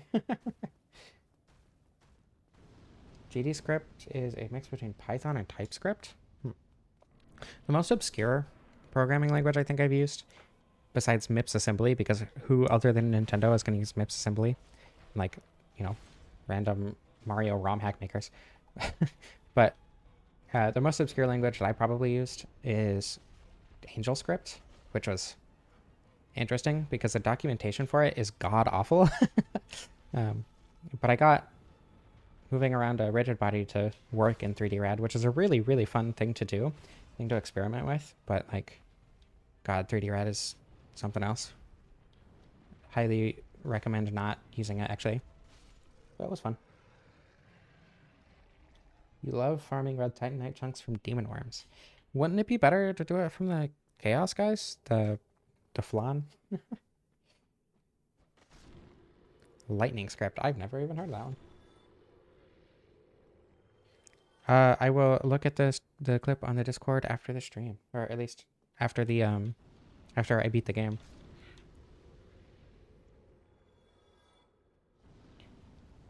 I have fear and hunger. What is fear and hunger? I've never even heard of it. I've never even heard of Termina. I have no idea what either of those are. Um, yeah, I don't know. I learned Python. That was the first language that I quote unquote learned because, um, like junior high programming class, but it didn't really stick with me very much. CRPG on Godot. I think that would blend well to it. 2D is a lot easier to use in Godot, and especially if you're not like, you know, worrying about a lot of the physics and stuff that you'd have to in a lot of game genres. Max Chaos weapon build pre-ONS. So you had to find farm more.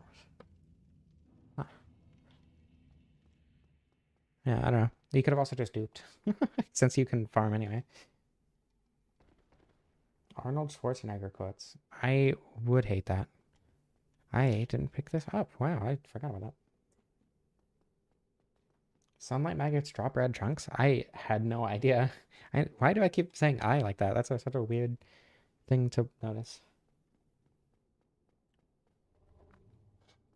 Programming is very difficult when you are first starting, but once you get in the groove of it, you kind of just start to understand how to learn things really easily.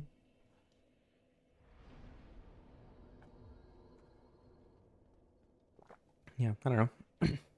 At least that's how it was for me. Starting was really, really difficult, but then once I got into the groove of it, once I understood how to learn how to program, it's super easy for me to like pick up a new skill in a language that I already know. And picking up a new language isn't nearly as difficult as it used to be, you know? All right, let's see how terrible this NP demon is. Actually, it probably won't be difficult at all. I don't know why I said terrible. It's not like I'm using, I don't know, Ghostblade. Ghostblade is really funny. Can you buff Ghostblade? I actually don't know. I don't remember. Arnold C. That's a good name for the language at the very least. Come on. Here we go. Are you kidding me? Let me attack you.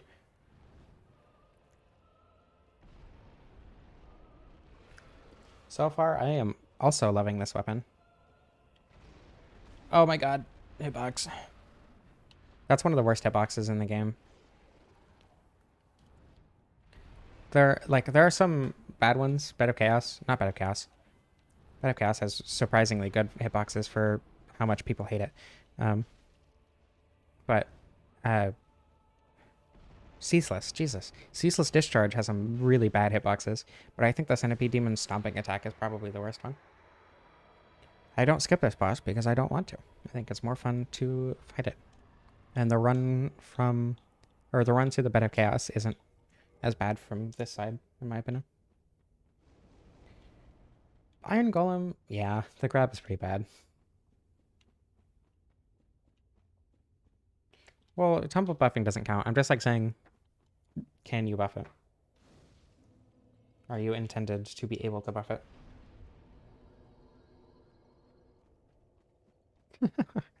I don't like tumble buffing. Like, it's funny, but like when I'm using a weapon, or when I'm doing a playthrough specifically to use a weapon, I don't like using glitches that make the weapon stronger than it's intended to be. Like getting it to its max before it's intended, sure, is absolutely really fun, but making it stronger than it's intended to be isn't very fun for me most of the time.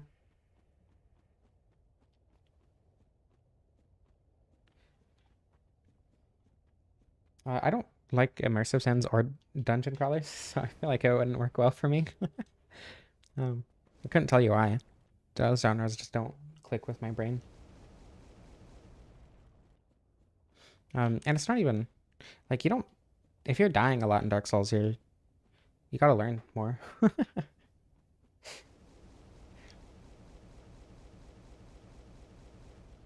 Magic weapon to get to Moonlight Greatsword.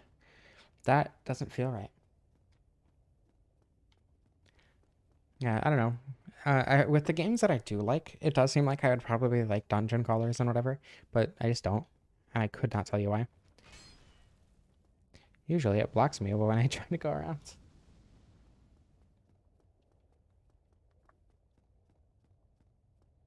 The biggest number possible. Understandable. I totally get that. I mean, like, that's what I did with the crystal what was it, the Demon Great Axe. Highest AR in the game, but that didn't really require any glitches. Would I does anything have a higher base AR than the Demon Great Axe? Like without infusions or buffs or whatever? Would a different weapon be better for that if you tempo buff it? Actually, don't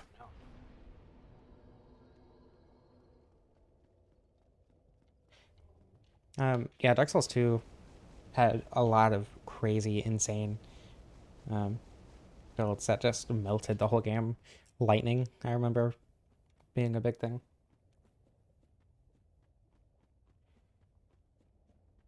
I love Dark Souls 2 builds. They're so much fun. Dark Root Garden is the worst looking? It's just a forest. What do you mean it's the worst looking? It looks like a forest. What? I don't know. Jesus, I swear I can talk. I'm just not doing a good job of it this stream. Um, I don't know what I would consider the worst looking area in the games to be, but it definitely wouldn't be anything in Dark Souls 1. Well, alright, I guess it depends on what you consider the worst. Because Tomb of the Giants, like, it's just kind of dark. Though I guess the vistas kind of do make it look really, really good. The Golem Great Axe? I have no idea. It is the Demon Great Axe? Well, it's green because it's a forest and it's dark. Like, I don't know. It kind of makes sense that it would be green.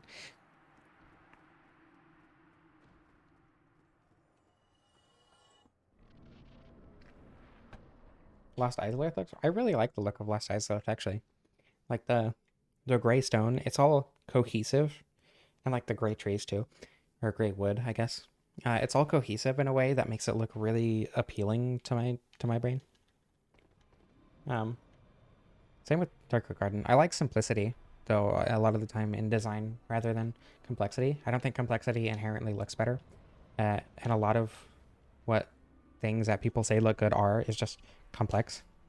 Um, and I think that complexity usually makes things look worse than if it was just a simple color. Like good looking builds, quote unquote, in Minecraft are always covered in buttons or whatever to give it texture. And I don't think that looks good at all.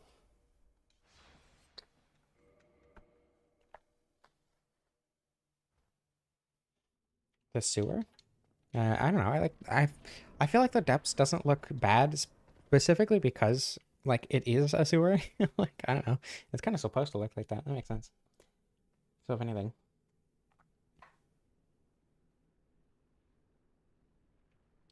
uh, key sites aren't piracy, but I would sooner recommend piracy than a key site. Like if you're unless you specifically want it for like the online stuff, um, or whatever, like the stuff that you can only get if you have an actual copy of it. I don't know. Not really any real reason to not use piracy over the key site if you're already not getting it from official channels.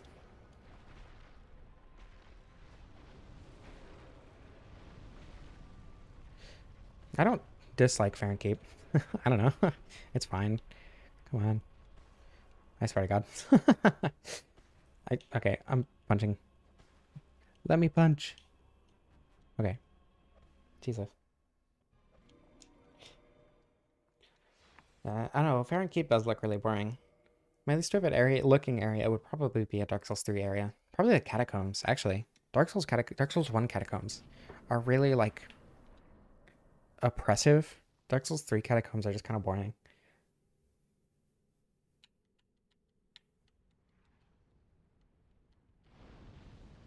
I don't know.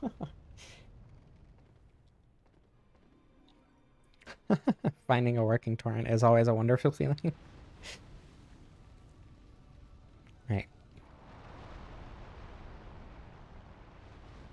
Fun fact, that works 100% of the time. It will always use that exact same attack every single time unless it uses like Firestorm or whatever beforehand. So that is a very foolproof way to get down to the middle of the bed of chaos. Worst part of the bed of chaos is just waiting for health to, or stamina to restore. I am so surprised that didn't kill me. Jesus. Harvest Valley? Is it? Wait, think. What? Harvest Valley is the one before Earthen Peak, right? That's one of my favorite looking areas. Though Dark Souls 2 is probably my favorite looking of the trilogy, generally. Um, I don't need endurance. Vitality is fine. Okay. Neato.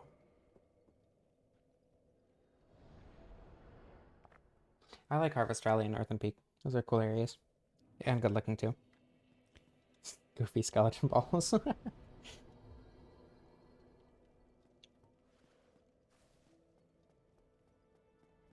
Yeah, like, again, if you're playing, or if you want a game specifically for online stuff or whatever, it makes sense to go to a key site, but I don't know. I wouldn't say that Dark Souls 3 Catacombs are forgettable. They're just not visually interesting in a lot of ways. I would argue that the Smoldering Lake in the Demon Ruins area is significantly more visually appealing. The cathedral looks fine. I don't know. I feel like a lot of Dark Souls 3 looks good in the context of Dark Souls 3, but when you compare it to a lot of what Dark Souls 1 and 2 did, it just looks worse in a lot of ways, in my opinion, at least.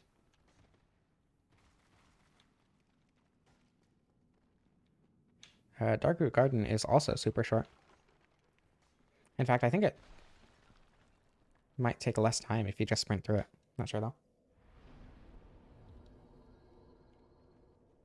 Um, I actually got it first try this time. I didn't have to uh, specifically farm for it. I didn't have to back up my save or whatever. I got the Black Knight Great Axe first try, thankfully. So I didn't have to kill it over and over again. With a +0 bandit's knife. Right. How many attacks do we think it's going to take to kill Pinwheel? I'm going to bet on... I'm going to say 3. No, I'm going to say 4. Video games, but remove the M. I mean, I am gaming with emphasis on the gay, I guess. 3, 2. 3 attacks. 4 for sure.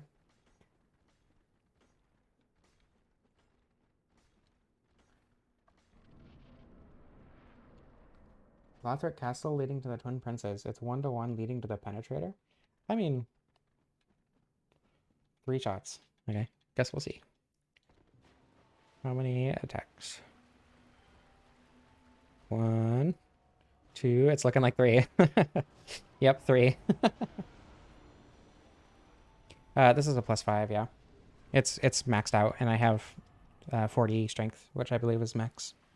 Or the soft cap for strength, where you get like a very, very marginal upgrade past that point. What?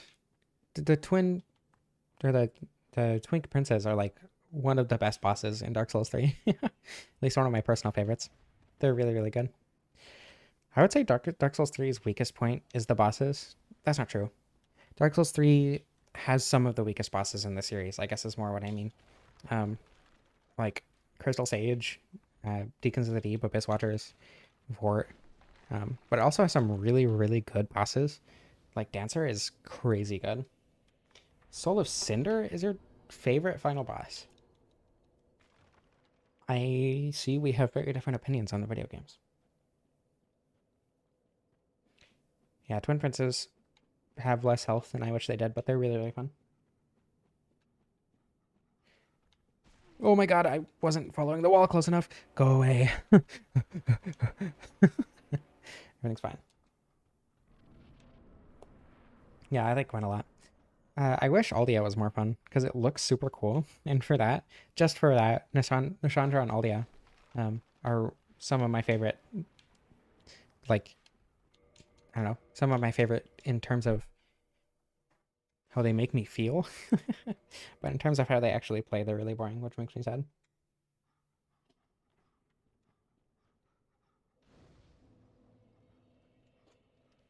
I don't think bone dogs are necessarily scary. They just do way more damage than they should. But they die really quick, so I don't know. I guess it makes sense. Kind of how the actual dogs in these games work too. The Orphan of Kos is alright. Like, as a boss, it's fine. But that was the boss that took me the longest to beat in my entirety of playing all the games. Um, it was fun to learn to parry it, though. Phase 2 sucks. I hate Orphan of Kos Phase 2. I changed my mind. Orphan of Kos isn't good. I like Gwyn significantly more than Soul Cinder, mostly because Soul Cinder is very annoying, more so than anything.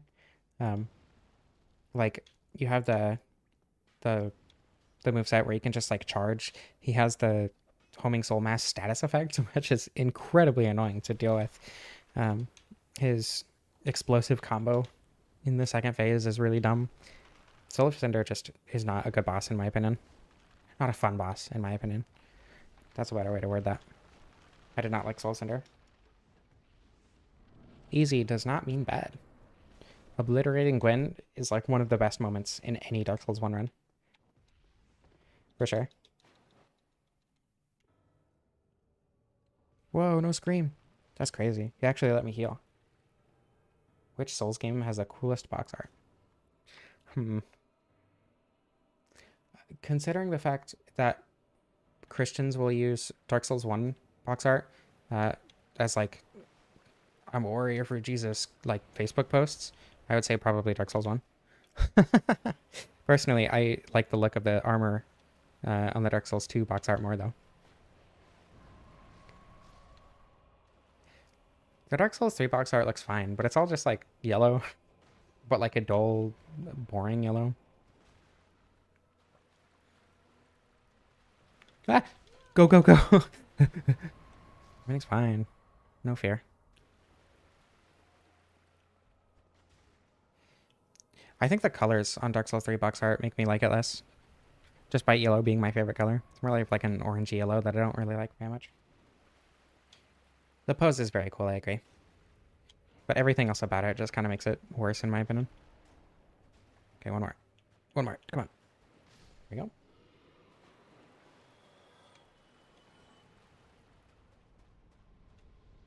I don't remember what the Demon Souls remake box art looks like. They don't look gross. They just look boring because it's all bland. I do like the eclipse thing in the background though. The dark sign in the sky. Okay, now I need to go kill the Hydra. The Faram set is one of my favorite like armor sets in the series. But specifically the Dark Souls 2 one. The Dark Souls 3 one isn't nearly as good. Let's see. Do I have any other rings? Horny ring. Perfect. Not that I'll be parrying much, but if I went straight to Seath right now, I could probably beat the game in like 2 hours, 15 minutes, but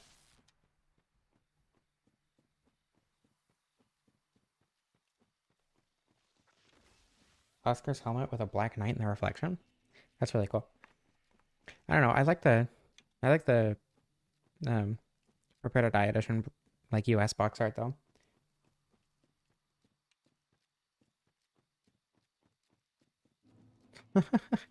Elden Ring is so almost good and it makes me sad.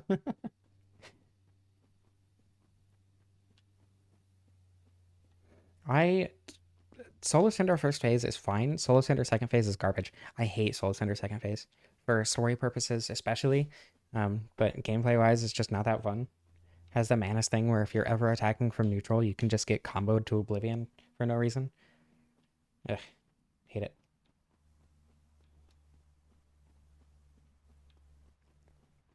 Yeah, I need to play Elden Ring again.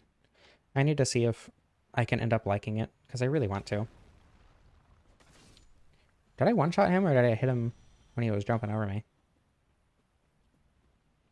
Not even just the wombo combo though. The lightning is really annoying too. Okay, I one-shot them. That's damage for sure. How many Hydra heads do we got? What's the number on that one?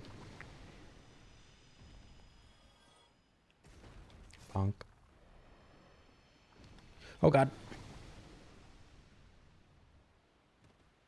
Yeah, I don't think I'm gonna be playing Shadow of the Erdtree for quite a while. I don't know. Elden Ring just isn't my thing right now. Especially since Blade and Sorcery just came out. I'm really excited for that. I've been playing that a lot. I can't play it as often as I want to because I'm not physically capable. And my headset, um, I'm using a Quest 2, and having it plugged in doesn't recharge it at the same pace that it runs out of charge. So even if I was significantly more fit than I am right now, I just won't be able to play it as much as I want to. I definitely want to try Shadow of the Erdtree, just because I know a lot of people are going to want me to talk about it.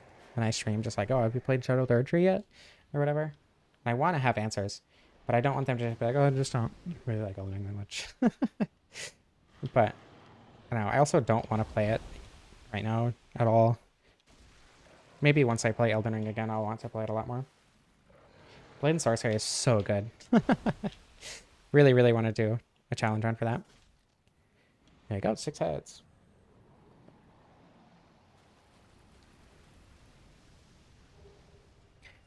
Okay, now... Oh, wait, I have to kill the column to actually get the pendant. I forgot.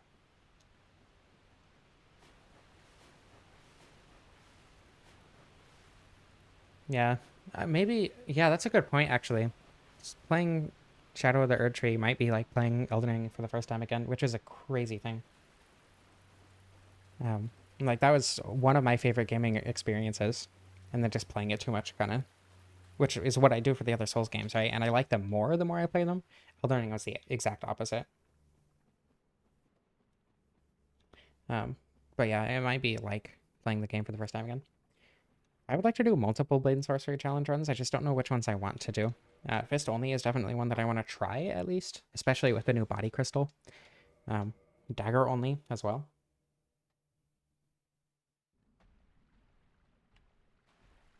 All right. One shot? No. I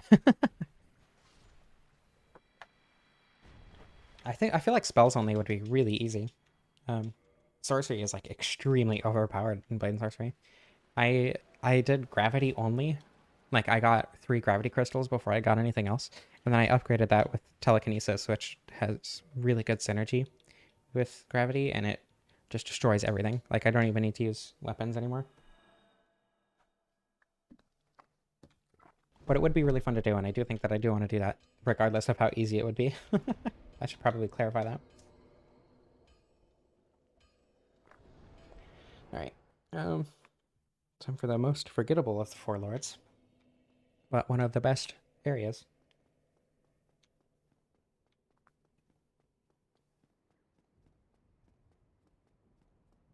It's not even that there's not good contrast or whatever. The colors are good. It's just kind of bland. It, I don't know.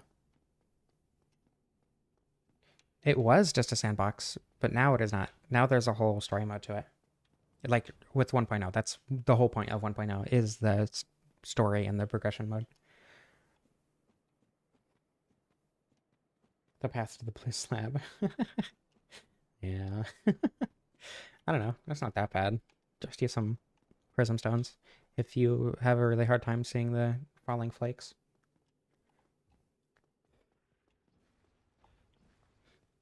I think for Blade and Sorcery, normally for challenge runs, obviously I do the post commentary, like the scripting and the post commentary.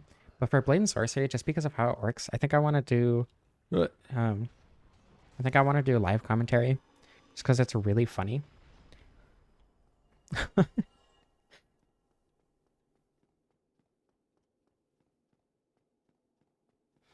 Yeah, highly, highly recommend Blade and Sorcery if you have a VR headset. Also, Moss, if you haven't played that, Moss Book 1 and Book 2. Oh my god, one of the best games I've ever played. Please play Moss. Oh my god. The only game to ever make me cry. So, so good. Play Moss if you have a VR headset and you haven't played it yet. Oh my god. Moss is so incredible. It's a platformer puzzle game. You control a little mouse named Quill. Um, and you can manipulate the environment. So you're moving Quill around as like an actual platformer game, like a flat screen platformer game.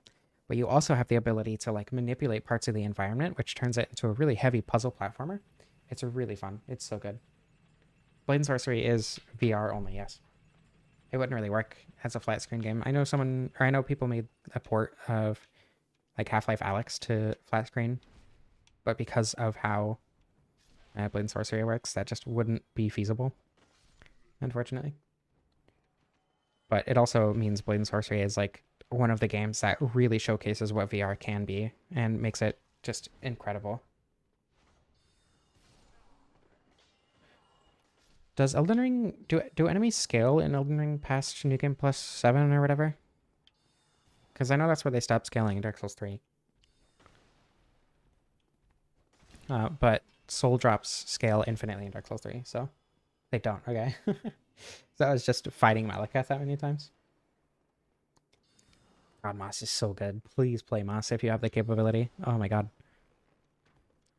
I was bawling my eyes out at the end of the second game. Oh my god. Ah, it's so good. I will not say anything about the story, but it is so incredible. I don't like story games, and Moss captivated me.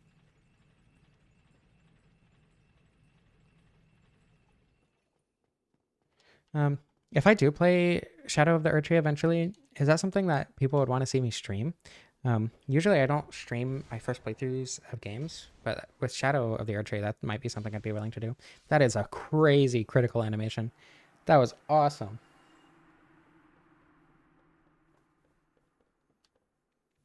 Yeah, I only stream things that I think would be interesting to watch regardless of my experience with it. Does that make sense?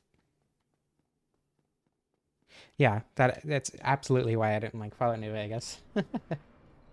um, I was in the thought process that I wish I could cry at video games and just stories generally. And then I played Moss and I did, and it completely changed my perspective. I've seen the robust animation. I just get surprised at how amazing it is every time.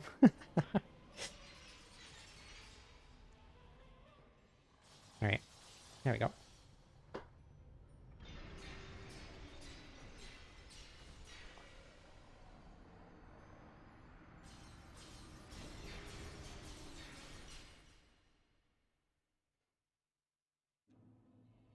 All right, come on.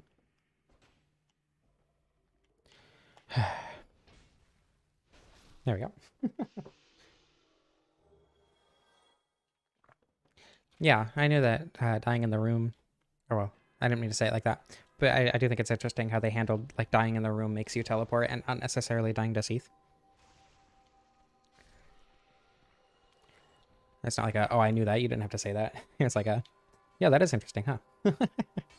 Oh, come on. I think my opinion on the Black Knight Great Axe might be slightly diminished just because the moveset makes it bash into the ground so often and just not hit things that you want to hit a lot. Like, you know, the snake outside of the cell. I do very much like the weapon still. Well, that's the thing. Moss is an interactive book in a way. I don't know. It's hard to explain. You just need to play it. I don't like story games, and I adore Moss. Genuinely one of the best games I've ever played in my entire life. And I need book 3. And they're focusing on like a PvP arena fighting game or something. Which sucks because the base game of Moss, or the actual like Moss game, is just so incredible and amazing and like one of the best things I've ever experienced in my life. And instead they're focusing on some like weird arena battler. I don't know, or arena fighter or whatever. Yeah, it's VR. It's VR only though.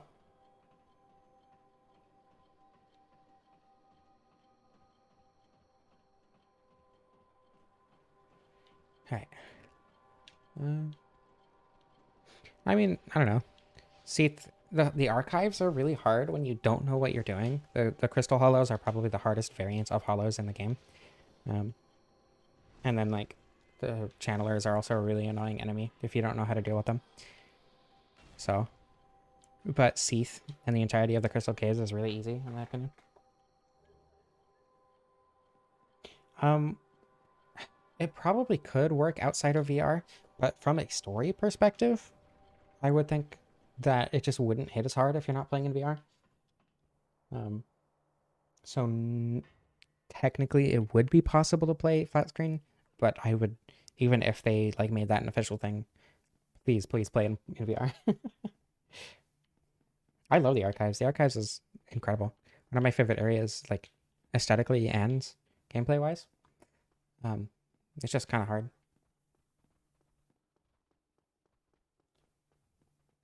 Yeah, losing soul isn't really a big deal in Dark Souls 1. You get plenty to level up more than enough. I would definitely not like Fallout 1. I'm telling you right now. The music is bad. I think that's the point. But also, unless you're making a joke that there is no music in Dark Souls. Seats music is fine.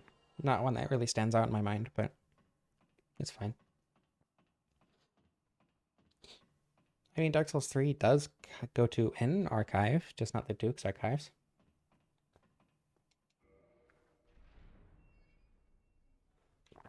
What makes the hollows annoying? Especially more so than ones in like Thralls, for instance, in Dark Souls 3. Because the hollows, like, bump, they're dead. Never have to think about that one again. Like, I don't know. Annoying might be an overstatement. The archers do a lot of damage for being archers, and the sword guys also do a lot of damage. But they kind of are just glass cannons in this area, so it's kind of hard for me to consider them annoying at all. Channelers can be annoying, but you know, you can also just like bonk. It's gone. I don't ever use seat skip just because I haven't done it enough for it to be consistent, and running through the prison takes less time than if I try to do seat skip every time until I get good at it, obviously. But I don't know. I'm fine with dying to seat. I mean, I've gone through like Soul Level 1 in the archives was really fun. Like it was hard, absolutely. And the archers were annoying to deal with if I tried to run past, but I don't know. I like this area. A bonk. Yeah, all pretty much all projectiles in this game do have a little bit of foaming to them. Some of them more so than others. I don't know, like the bottom channeler, you can completely ignore the top channeler as I am demonstrating. But the bottom one just teleports into the hallway. So like, even if you don't kill it in one hit, it'll teleport to where you're actively going.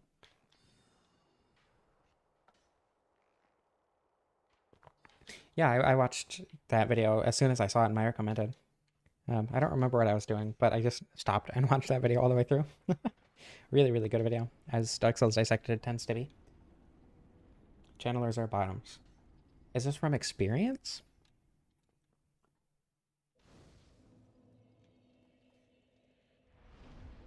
Um, yeah, Folding Ideas put out a video like, what, 3 hours ago? Just before I started streaming? I was like, I want to watch it. Like, my very first thought was, oh my god, I'm gonna go watch that. Very excited to watch the new Folding Ideas video. I am a sub, but unfortunately, I'm not a bottom.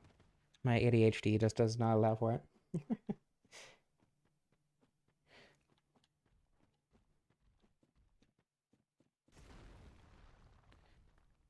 Yeah, Folding Ideas is very, very good channel. I think I've seen all of his essays at least. At least all of his essays that don't focus on reviews like his old. I don't even remember what the series was called, but he had a series. I haven't watched all of those, but I have watched all of his essays, like around um In Search of a Flat Earth and like all those. Battle for Bikini Bottom, specifically the original, I don't think it's possible in anywhere in Rehydrated, at least not in the same way. Battle for Bikini Bottom has a lot of really weird out of bounds places that you can explore. And that was one of my favorite things to do as a kid. I would just spend hours just running around out of bounds looking at spaces that I wasn't supposed to be in. And that was so much fun. I love that.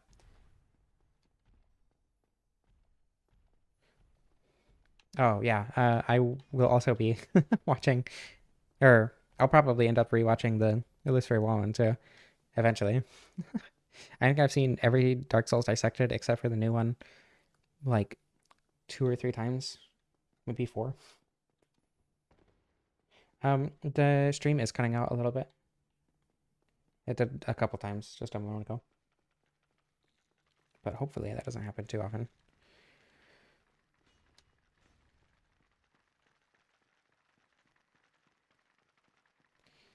Yeah, Halo wasn't a series that I played as a kid, especially because I just didn't have an Xbox when I was younger. Um, but like now, when I play games like Halo, out of bounds exploration just isn't something that I would want to do. And I could not tell you why, because I still like doing it when I go back and play Battle for Bikini Bottom or whatever.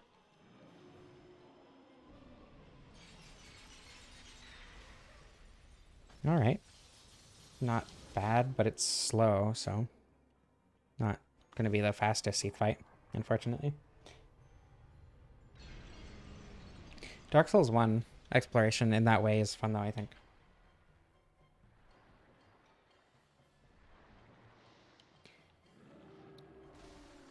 Like, not necessarily out of bounds exploration, because there's not much that you can do with that, but, you know, exploring the kind of areas that I found in the Unremarkable and Odd Places video. Like, it's not out of bounds, but it sure does feel out of bounds at times. One-handed, actually, yeah, but I feel like that would do less damage, right? It's still only 3 swings, though. So, I don't know if it would be significantly faster. A Reddit moderator?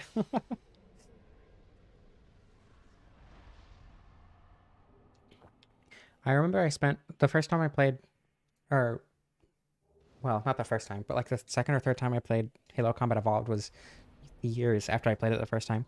I was playing co-op with someone, and we had a warthog. I think it was in the beach level, and I spent so long trying to get that into the little hallways inside the building. That was fun. Okay, DLC time.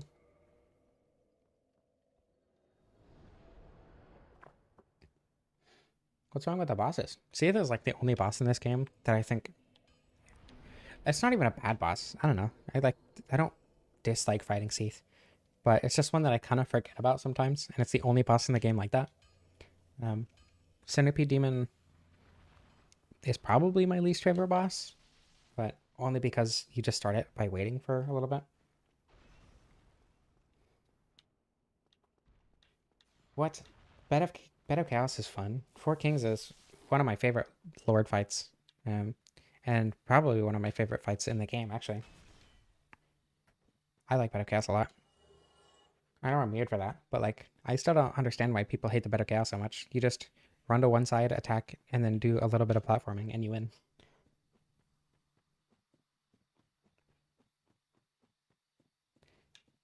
Yeah, Seath is very boring.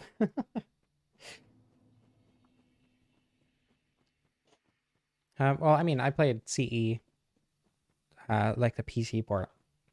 When was that? Like 2016, 2017? No, that's not when it came out, but that's when I played it. And then I got Master Chief Collection and ended up playing through. I played one, two, three, and we started ODST. I don't like ODST. I don't know if that's a popular opinion or not, but I just didn't end up liking ODST. But we played through about half of that one to the Master Chief Collection together. And I haven't played Halo outside of when I played CE that one time without that person that I'm playing through them with. So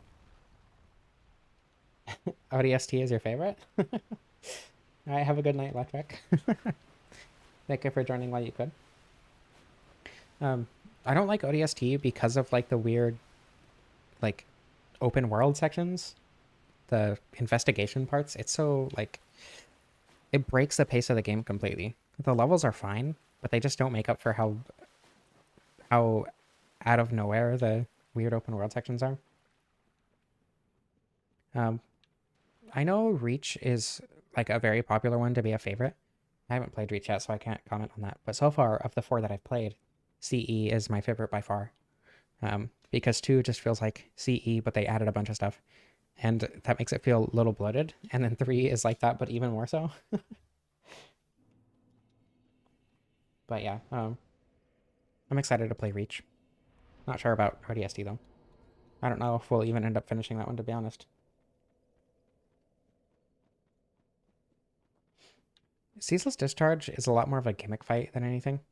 I don't know. I don't dislike Ceaseless, But I guess if you fight him normally, it can be kind of annoying. I'm gonna be right back. I have to go to the bathroom.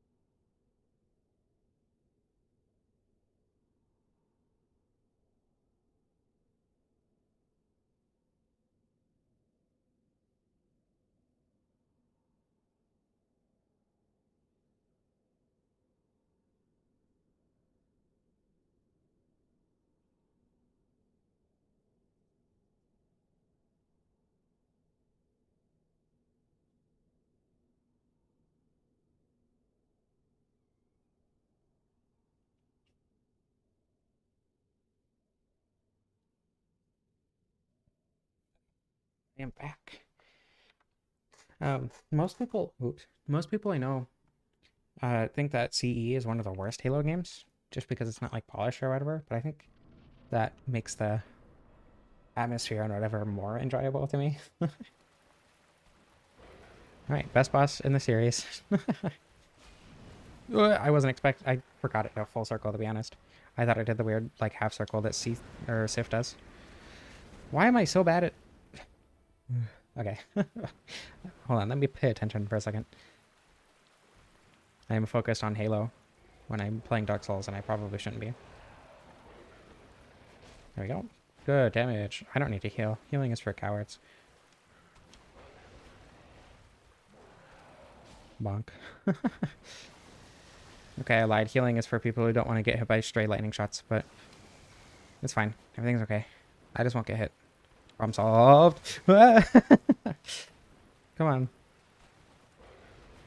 Okay, we're good. Huh? Oh, I forgot I was poisoned. I genuinely just forgot that I got poisoned. Yeah, the normal CISO fight is pretty boring.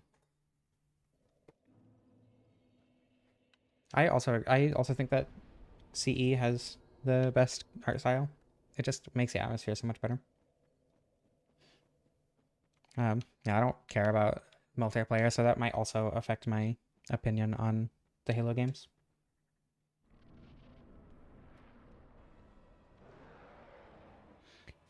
Oh yeah, playing through the game backwards is also something that the people who tell me they don't like CE, like that's one of the things that they don't like about it. But I liked it, like playing through the game, like basically playing through the game again, but from a completely different perspective. Like if you're not going to be replaying the games, especially, you know, oops, oh, everything's fine. The jump attack input is something I mess up far more than I should. Bonk. Oh, good damage. Thanks for the instability damage. Big numbers. I don't know. Like, Halo isn't one of the games that I'm going to be replaying a ton. So, playing it twice, especially when the second playthrough is vastly different, like, I don't know, doesn't really bother me. Yeah. Bloodborne was in progress when this DLC was made. I think they were basically being made at the same time. But I wouldn't say that Sanctuary Guardian or Menace. Menace kind of, but Sanctuary Guardian doesn't really feel like a Bloodborne boss to me at all. Yeah, exactly. The level. Give me a second. Let me recalibrate. The level design and Halo Combat Evolved was specifically designed to be played backwards. So like be played forward and backwards. And I think that gives it a very interesting and unique level design that most games don't have. And in fact, makes the game significantly better because it's unique. Artorias next, yeah. Should I fight Calamine? I usually don't fight Calamine in streams, but with this damage, I might as well, right? I just don't want to have to run all the way down and then all the way back up and then Dr. Goff and then run all the way back down. That's the only part. That's the only reason I don't usually fight Calamine. My next Halo video essay. I can't imagine I'll be doing one of those anytime soon. Halo doesn't interest me enough for that.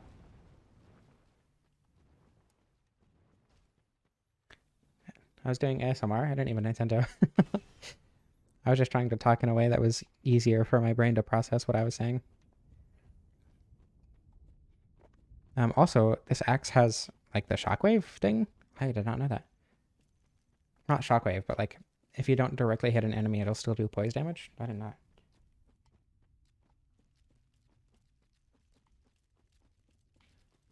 All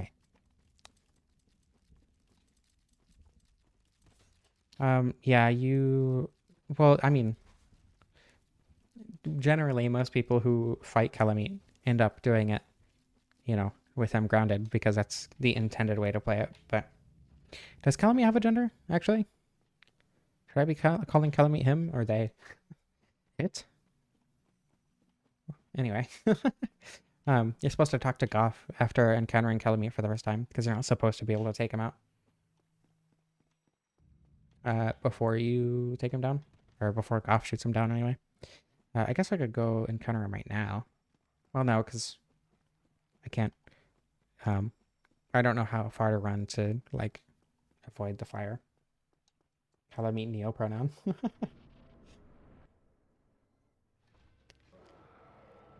Maybe I should make ASMR. Unfortunately, I don't think I would be able to do that for very long. I already get tired reading scripts that I do make in my normal voice, so. Well, that's not the way you're supposed to be spinning. Are you kidding me?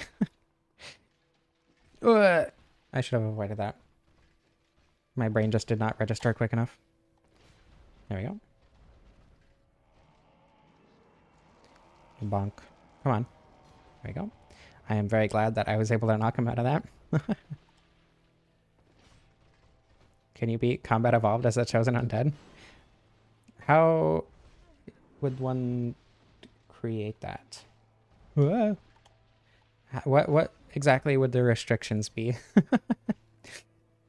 Using only the weapons found in Remastered? Transmask Calamite? True. In that case, I think saying they would be more offensive than not. You do not have to die to Calamite in order to fight them normally. Calamite is male, but that's boring. Understandable. Welcome back to the stream. I just saw that message. I guess I could run down there and then just use a bone. But you literally just need him to shoot fire on the ground. Calamite. That's a good question. I don't know if they actually have genders or not. That's why I was wondering. Oh, welcome communal loot box. I believe your name is, or I assume, based on the profile picture, that you're Lily on the Discord. CE is the Chosen Undead. As someone who doesn't play Halo and isn't good at the video game, unfortunately, I don't think I would be the person to do that challenge run. I could, however, do Dark Souls 1 as Master Chief. That would be extremely easy, though. It would just be the gun run again, but stronger this time.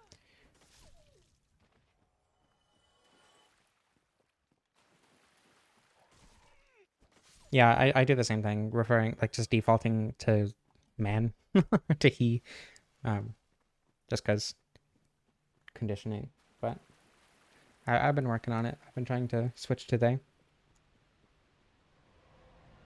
Yeah, like, Seath is a guy, right? Seath, like, whether or not it's a chosen gender, Seath is exclusively referred to as a he, as far as I know. Yeah, true. It would make sense that they'd all just be the same gender, if gender would even be the term to use for that. Okay. Seeing that is enough to be able to shoot Calamite down. Conditioned by the patriarchy, indeed. The Telka item description? I will check them if I end up getting them. Though I usually tend to avoid getting the tail cut because if you do cut the tail, it gives you less attack opportunities. Because when he does the like dive thing, he slams his tail down, you know. But if he doesn't have the tail, he can't do that. Boy, do I a male wife twink Seath. Yeah. Oop, oop. Seath feels very Seath feels very cis to me. I think that would make if dragons don't actually have genders, I think that would technically be transmasc, yeah.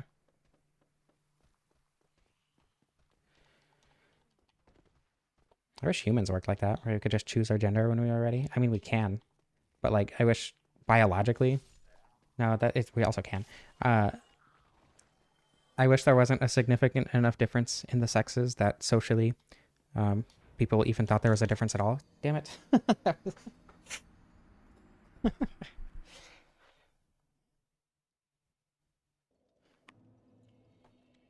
Like the fact that we need to specifically tell people based on a certain character. It's not even like a biological thing. It's just a societal thing. Like the fact that people see certain characteristics as masculine or feminine. Stop doing that. There is no masculine or feminine. There is just preference in who you are, and that is it. And whether or not you want to ascribe yourself a certain gender or a gender at all is entirely up to you. And that's how gender should be treated in society as a whole. Yeah, last time I wanted to fight Calamite on a stream, I pressed the wrong button and wasn't able to. I think that was the pickaxe run, because I wanted to fight Calamite as like the Ender Dragon or whatever. Because, you know, Black Dragon. Though if Calamite is at all similar to the Ender Dragon, Calamite would be a she.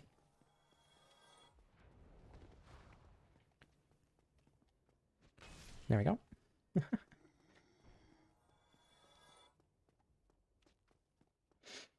What do you mean Calamite's bad neck hitboxes? Do you mean because you can't roll through them? You're supposed to like roll away, right? That's significantly more consistent in my experience than trying to roll through. That's usually what makes it hard if you try to roll through the neck. Oh, go. I'll fight Calamite for Pride Month. That's a Pride Month special because Calamite is trans, regardless of what their gender is, or they're, you know, non-binary, which is also queer in our society. So it counts. It's a Pride Month special. You can roll through the head, but you can't roll through the neck. Ouch. That hurted.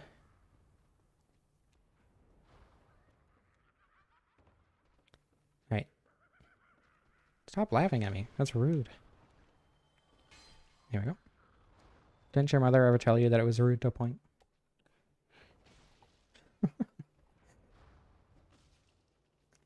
I forgot they were vulnerable while they were standing up. I need to grab the item. Men are not necessarily biologically stronger. There are certain things that make it easier for a man to become stronger, but just left to their own devices, there isn't that significant of a difference. So it's arguable that there's any like significant biological difference between men and women at all, especially since it's extremely possible and in fact likely for a like weak male, I guess if we're going with specifically the sex markers, to be weaker than a given set of females, right? So like being having a certain level of strength doesn't denote neither male nor female at all. And then that entire thing just completely breaks down when you think about anything having to do with anything intersex. So the separation between male and female is brittle at best, if not completely irrelevant and pointless to anything other than very specific medical circumstances.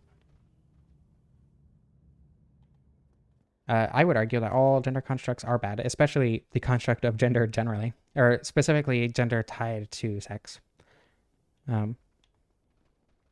Like it just causes so many problems, and there's literally no reason to have it at all, outside of bigotry.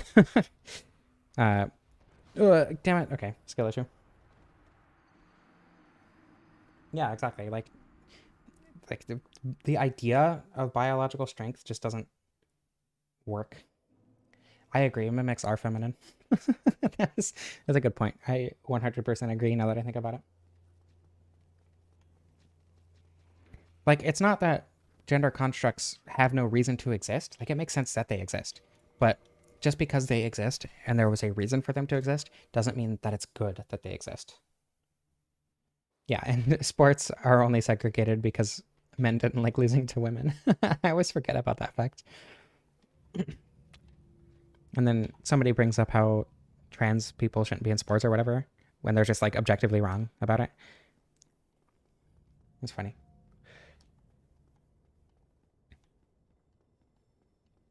Sports are such a weird topic to talk about to me because it's like they don't matter. Why do you care so much? But also, if you do care more, what the? if you do care more about the competition than just like having fun, which is the point of sports in the first place, but if you genuinely want to focus on the competition aspect, there's so many better ways to separate it than by sex. Like, if you really want to go down to the brass tacks of it, right? It would be far better to separate by like hormone levels, if nothing else, right? If you really want to go with that.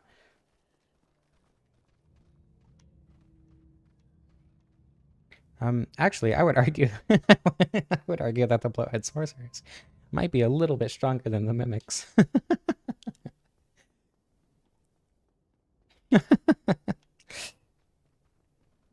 Yeah, like weight class, exactly. Weight classes already exist. So, like, the gender separation is, like, pointless. Okay, I'm gonna quit out here.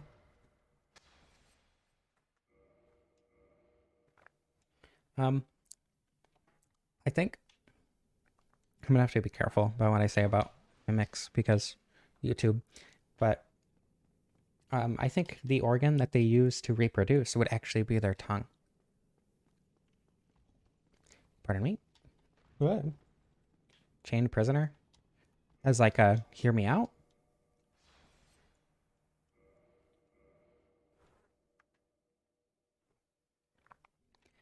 Or just like difficulty.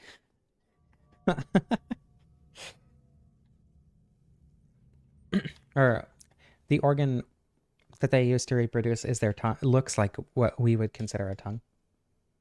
I know what a chained prisoner is, but are we talking about it in terms of strength or in terms of a hear me out kind of situation? Yeah, also the fact that all people have different strengths anyway, so saying that one sex has a physical advantage over another is just absurd, or biological advantage over another is just absurd because everyone has different levels of competency in different areas purely based on biological chance and nothing else. Like, the teeth are fingers.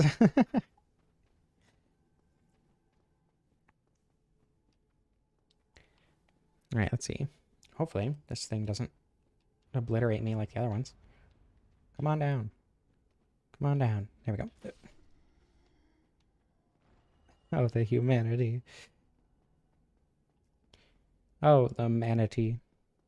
There are a bunch of like, there are a bunch of memes that replace the humanity restored text with different things. And my favorite was manatee restored to the point where I started stimming that every time I played Dark Souls. All right, let's see if I can first try Manus.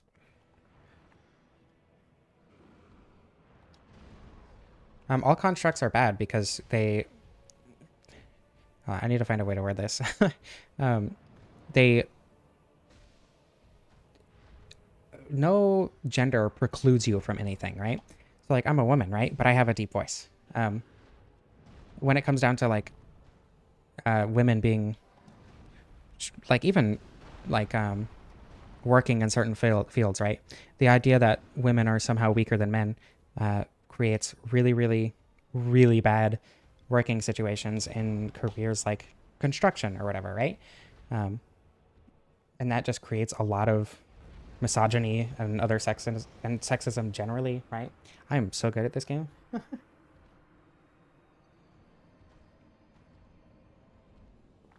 Also, Why would you fight anyone in the street? Why would it feel better for you?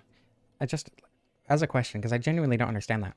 Why would it feel better for you, like on a moral level, to get into a fight with a man than a woman? Wouldn't both of those be just as morally bad or good, depending on the actions of the person that caused the fight in the first place? Most men aren't stronger, though. That's what you're misunderstanding. No, I don't have the pendant. There's no reason to get it. I just wasn't paying attention because I was talking about the idea that gender constructs exist being absurd. Most men aren't stronger than most women. Like, that's just not true. Like, maybe, like, even at like a top athletic level, sure, I guess potentially you could say that. But just like the average man is stronger than the average woman. Like, there are so many reasons for that outside of biology. If that's true, like the fact that most women get into like the work they do, the work that they are more likely to do, sorry, is significant kind of work that most men kind of do or type tend to do. The fact that most men are socially pressured to be strong, like more men work out than women do, right? Because of social pressure and because of the gender norms. It's not because of biology. It's just because that's how society sees it. Because men are children who are incapable of being lesser in any way, I guess. Not all men, obviously, but men generally as a um as a group. The whole patriarchy thing, right? And once again, like those gender norms cause a lot of sexism, both misogyny and misandry. Arguably, the misandry is significantly more harmful, even because it causes men to act in ways that are harmful to others and themselves, right? While misogyny just kind of, I mean, it's terrible also, um, but it mostly only affects the women, while the misandry tends to affect everyone. I have to beat Manus before looking at the chat. 1 second. Bonk. This is good damage, though. See if I can beat Manus Hitless. And I'm not, of course, immediately after I say that. I'm so good at the video game.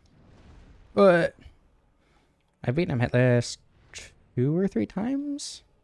One of those numbers. Okay. I used to think it was impossible to dodge through that, but if you're walking sideways while he's casting, you can actually dodge at the last second and be completely fine. It is a little precise, but it's not that bad. Uh oh. Wait, no. I'm dead. That's so cool.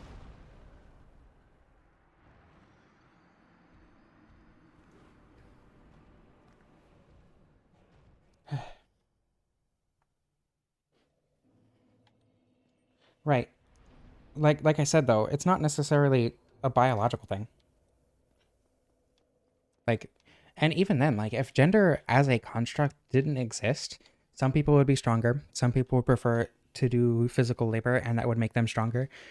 Some people would just biologically be stronger. Like regardless of gender, it's absurd to say that gender has any effect on the biology of anyone.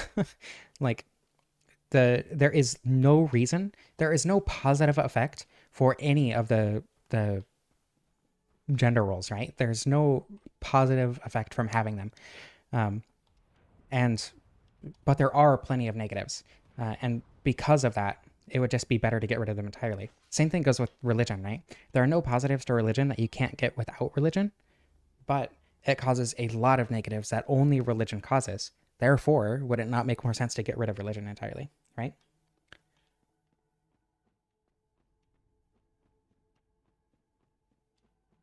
Um, like, I'm not a gender abolitionist because I like being a woman. I prefer being a woman to not having a gender, right?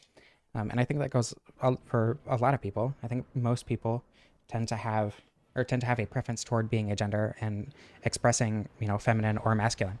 But tying that to sex is absurd and makes literally no sense, and there's no reason to do that. Um, but getting rid of gender roles, I would absolutely advocate for. Keep gender, get rid of gender roles. Because, like, who doesn't appreciate a good muscle mommy every now and then, right? Or a twink boy wife.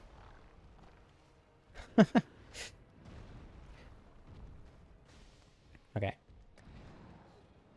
Maybe I do actually need to focus. Oh, that's I that combo. I always roll away from the first attack, so I never like have to deal with the other attacks. So I just don't know how to dodge it very well. Okay, this time though, this is the one. I'm gonna do the rest of the fight entirely hitless.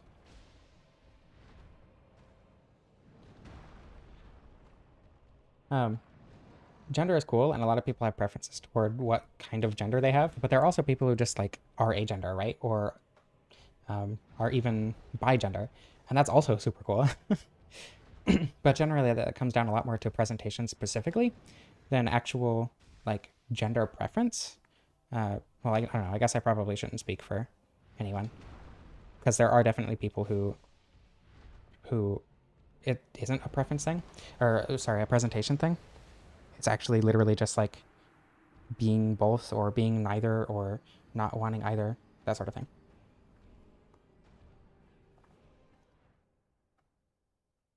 Yeah, exactly. I wouldn't be happy if I wasn't a woman either. If I was genderless, um, rather, it's not that I wouldn't be happy; it's that I would be significantly more happy with the gender than without.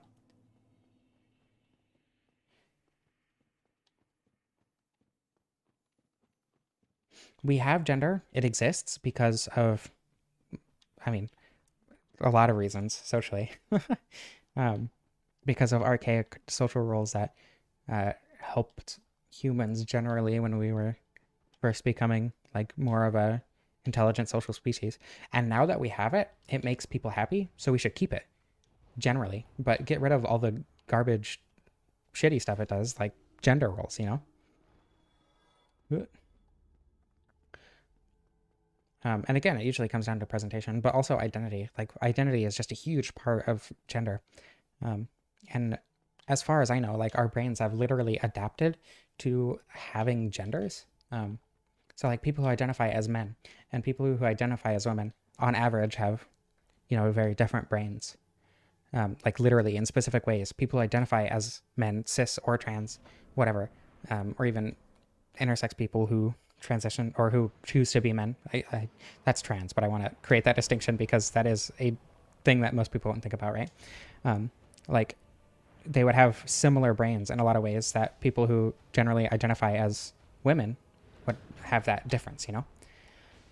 So our brains have adapted to having those two different gender roles. And since we have them and they make certain people happy, we should keep them, but we shouldn't force them and we shouldn't restrict them. They're not restrictions.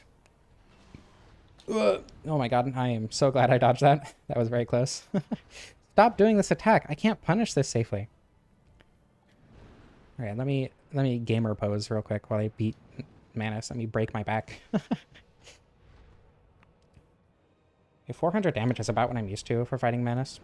Oh my god.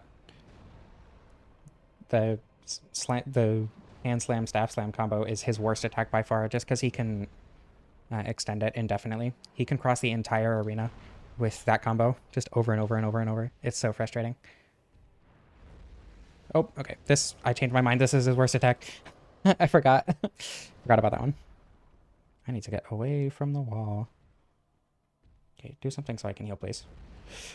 Oh my god, I am so shocked that I dodged that. Holy shit. Oop, sorry. I try not to cuss in streams, mostly for monetization purposes. But I know also some people don't like it for various reasons, so I try to avoid it. When I use it for emphasis, though, you know, like with the whole gender role thing, I think that's different. If you have a problem with using words like that for emphasis, then you probably misunderstand the point of the word. Oops, no, wait, hold on. Stop. I meant to jump. Okay, we're good. Everything's fine. We're good. No fear. No!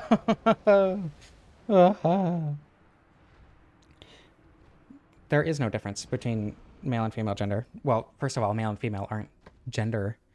Those are words that are used interchangeably with man and woman for some reason, but Generally, I think it's way better if we just use male and female to refer to the sexes rather than the genders. Like that just is easier and makes more sense.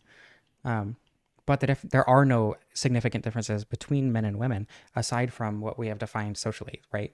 So, like the question, what is a woman, is absurd because there is no definition of what a woman is, just like there is no definition of what a chair is, right? You can say that I sat on a chair and that makes total sense. But if you say chair, there is no notion of what a chair has to be that you create in your mind, right? It can be made of wood, it can be made of plastic, it can have 4 legs, it can have 3 legs, it can be intended to sit on, or it could be a decorative piece that isn't intended to be sat on at all, right? So when you say chair, there is no solid definition, but you have a decent idea of what it is, especially if you include context, right? Same thing goes for when you ask what gender somebody is, right? There are a lot of preconceived notions that come with that, and the person might not fit any of them, right? You could have a guy that dresses incredibly feminine, that's weak, that doesn't do physical labor, that is stay at home, right? That doesn't preclude them from being a boy or a man, whatever word you want to use. It just means that they don't fit what the typical like thing that we would prescribe that as, and that doesn't mean that they're not that. It just means that they have, or they are that in a different way than most people, and that's fine. But there is no solid difference between man and woman. The only reason those exist are, again, for like societal reasons that are absurd. But again, because we already have them, right? Like generally, a woman is somebody who presents feminine, who uses the pronouns like she, her. But that doesn't mean that you can't be non-binary and still be a woman. You can use she, they pronouns, you know? You could even use they, them pronouns and still identify yourself as a woman because there's no reason to not consider yourself a woman in that way. You can present masculine and still call yourself a woman. There's no reason not to if that's genuinely how you feel about your identity. Identity is an amorphous thing that makes no sense, that you can't put any boxes around. It's best to just let people be who they want to be. And putting any sort of restrictions on how someone can identify themselves, especially in terms of gender and presentation in that way, is absurd. Saying you're strong, so you must be a man, doesn't make sense. Or you're weak, so you must be a woman. Or you wear a dress, so you must be a woman, right? Like that, there is no difference that is guaranteed between each individual.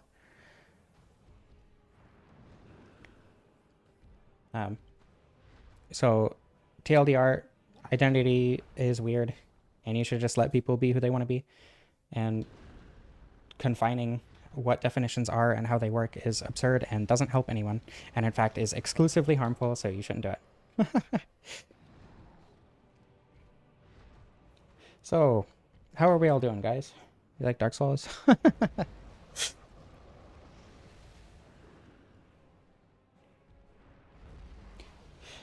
I feel like call it like there's a famous joke. Um, if you call a cow's tail a leg, how many legs does a cow have? It's still four because calling a tail a leg doesn't make it a leg. But that's only because in this context, the word leg has a very specific definition, right? So calling a table a chair doesn't make it a chair. Maybe in that child's mind, but like in this context, like those definitions, they are separated. So the analogy between the definition of a chair and the definition of a woman does kind of fall apart in that way. But like in terms of calling a man a woman doesn't make that man a woman. Like, yeah, I guess, but if they identify as a woman, by definition, they are a woman, right? So someone who identifies as a man can't be a woman. That's absolutely correct. Unless they, also identify as a woman, because you can be bigender. Like, there's just so much to it that you can't just have rigid definitions on it. What do you mean get so wrapped up in it? I'm not wrapped up in it. I just think it's fun to study psychology and understand how people have preferences. Also, hitless Manus while talking about gender? I am awesome. Welcome to Pride Month. Hell yeah. Anyway, yeah. Identity is cool. And I like presenting the way I like. So that's why I'm wrapped up in it, I guess.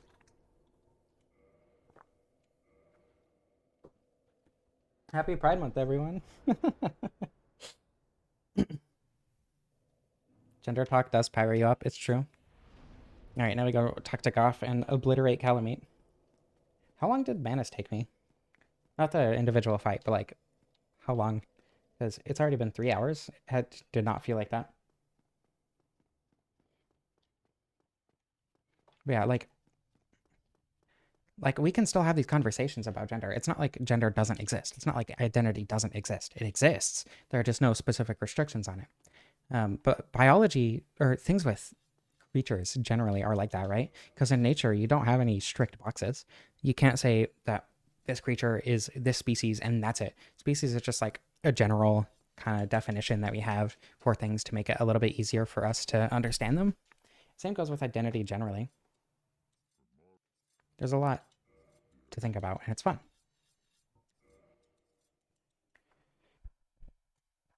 15 minutes? Okay. It took me a lot longer to get to Calamite or to Manus than it usually doesn't. And it's not even that labels are the problem in my opinion. Like labels are fine, and in fact a lot of the time labels are good. Like I label myself as a woman, but putting boundaries on those labels is absurd. Uh, why can we talk about chairs if we can't define what a chair is? You can't call something a chair if you don't have a solid definition, right? Hello, Luke. Great. Welcome. Transfem Aristotle versus transmasc Plato. Yeah, and gender is identity generally is extremely important to people. Like, you wouldn't if it's not important to you, that's fine. Like, I don't know. You can't define chair. It's impossible. There is no definition that will include all chairs and exclude everything that isn't a chair. It's literally impossible to define chair, just because of how language works. And identity is wrapped up entirely in language. So in the same way, you can't identify or you can't define identity, right? And there are certain things that you can define solidly, like the color green is any light within these two specific wavelengths, right? Even then, though, that's kind of wishy-washy because you can have like orange and brown. You can have one shade of orange look like brown if you change the context of it, but you know there are things that have solid definitions. But identity is not one of the things that you can have a specific definition for. What are you talking? Define chair then. Give me any definition that will include all chairs and exclude everything that isn't a chair, that doesn't use the word chair. Because, like, I guess you can define woman as somebody who identifies as a woman, but, you know, generally people won't take that as a definition because you use the word itself in the definition. But you literally cannot define chair. There's just no way to do it. Like, if you say you can do it and then say, oh, you just don't want to accept it, like, do it then. Prove me wrong. I don't know.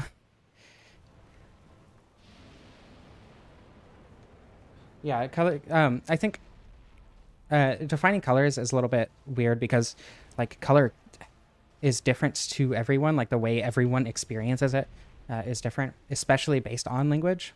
So that was probably a bad example on my part. But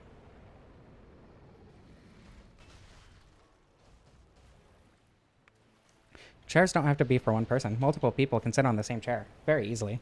Yeah, horse. Exactly. Remember, it has to not only include all chairs, but also exclude everything that isn't a chair. That is a very important part of the definition and the point of what I'm trying to say. Oh my god, I did skip the cutscene of Goff shooting down Calamite. I'm so sorry.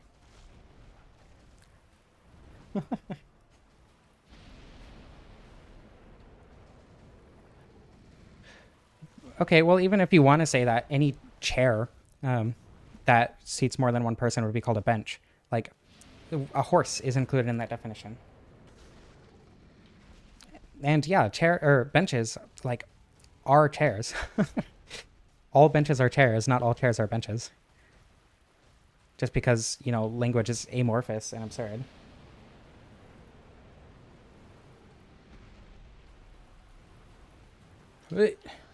Horses do typically have a back and four legs. This is accurate information. It's almost like language is weird.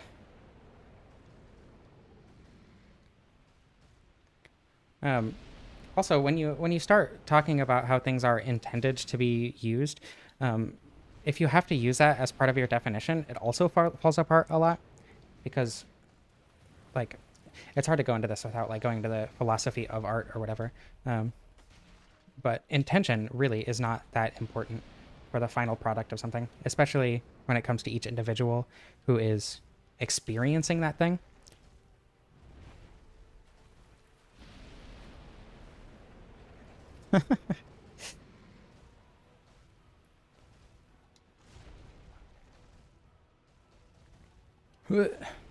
Like, yeah, you can have a general definition of what something is.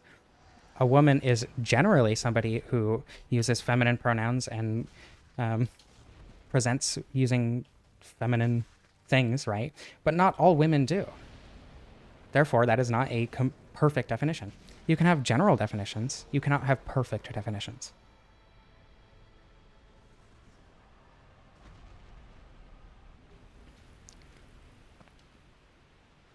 You can't define what a man or woman is. You literally just can't.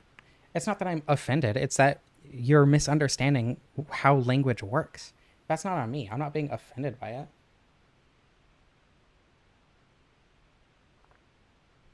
Uh, Also, I beat Calamite getting hit once? Question mark. Did I get hit once? Did I get hit by the dog? I don't remember. I got hit by something. The Pride Month buff is still in effect. Let's see if it lasts to Gwyn. Calamite is femme. Calamite is a lesbian. Calamite is a he/him lesbian.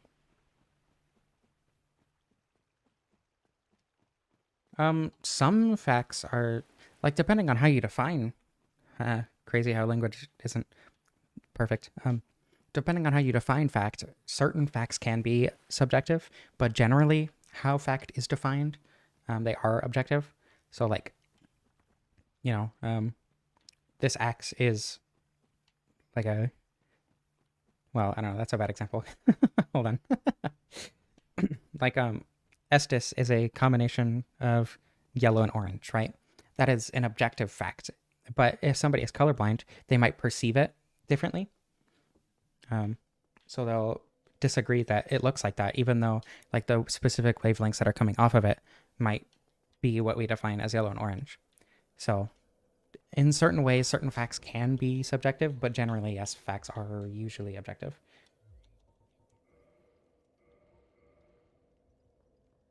Uh, Not most saying that a woman is an adult female human being is set that doesn't make sense because like that like first of all it excludes all trans women but also excludes all intersex women who would fit literally every other definition of woman.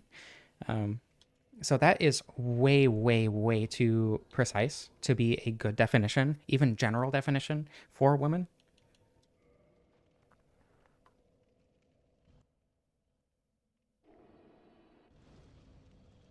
So like even then.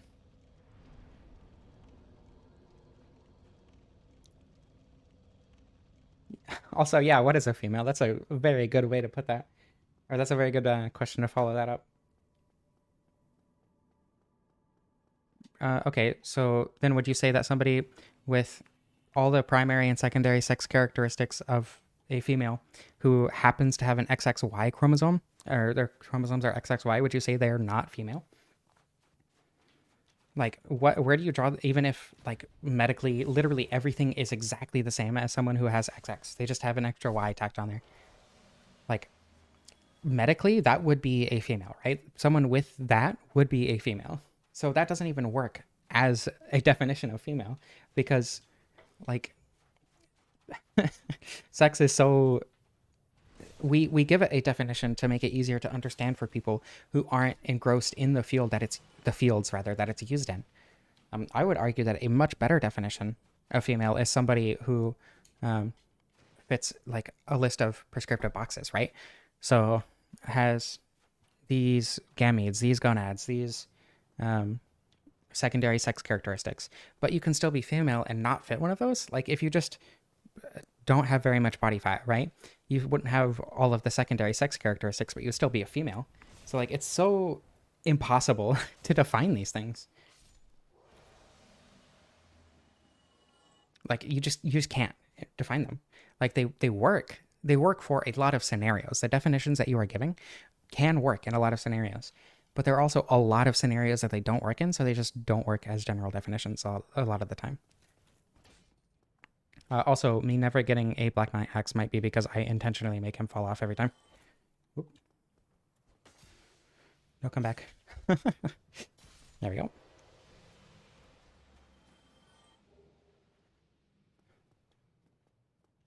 Like, this isn't complicated. You're just making it more complicated for yourself. Chromosomes are probably the least important thing having to do with sex, too, right? Like, the characteristics are closer to what actually defines sex, especially medically and what we would consider biologically, I suppose. Um, and like when it comes to like I don't know when it like even in a reproductive sense, right? The gonads and the gametes are significantly more important. Under no definition would the chromosomes be what actually define the sex, other than being pedantic because you think that for some reason it needs a solid definition because you don't understand that identity is unique. You are literally just making it harder for yourself. there. Alrighty. Oop, there goes my controller. That's fine. I moved my hand to block this person because I will not tolerate any sort of bigotry. Anyway, Forest Valkai is awesome. If you don't understand this, please, please, go watch Forest Valkai. He's very, very smart and explains it wonderfully. Okay, I will watch your clip and tell you if it is the right draw. Is it in general? It is in general. Character to max level before fighting Gwen by just using large soul or soul of a great hero. So I am currently watching. Yes. Oh my god, I genuinely had no idea you could go up there. My bad. That doesn't change the fact that there are like ambushes in Dark Souls 3 that you can avoid, but I had no idea you could go up there. My bad. I've killed those enemies like 60 times too, just because I've been trying to figure out how the Estus thing works. Some guy was being transphobic. It's fine.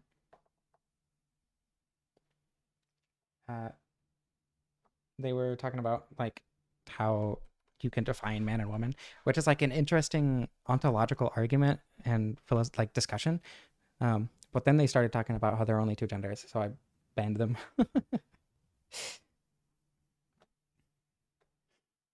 What are you literally like in the high wall? You cannot see the hands of the people or the hollows hanging over because it's covered up by foliage intentionally. Like you get ambushed in Dark Souls 3. That's just how it works. Yeah, I would kill him if I was capable. Unfortunately, that is not an option. The best thing I can do is ban. If you want a safe space for or to talk about this sort of thing, because I will not hesitate to ban any hint of bigotry, the Discord is in the description. If you enjoy these kind of discussions, as long as you aren't bigoted. A win for him, probably. It's like, oh, see, you got offended, you can handle it. God, eventually I'm just gonna end up turning into Connor. Anyway, thank you all for watching. I hope you enjoyed. I love you all. Yes, the Discord is more deranged than streams, I agree. I don't know how to end this.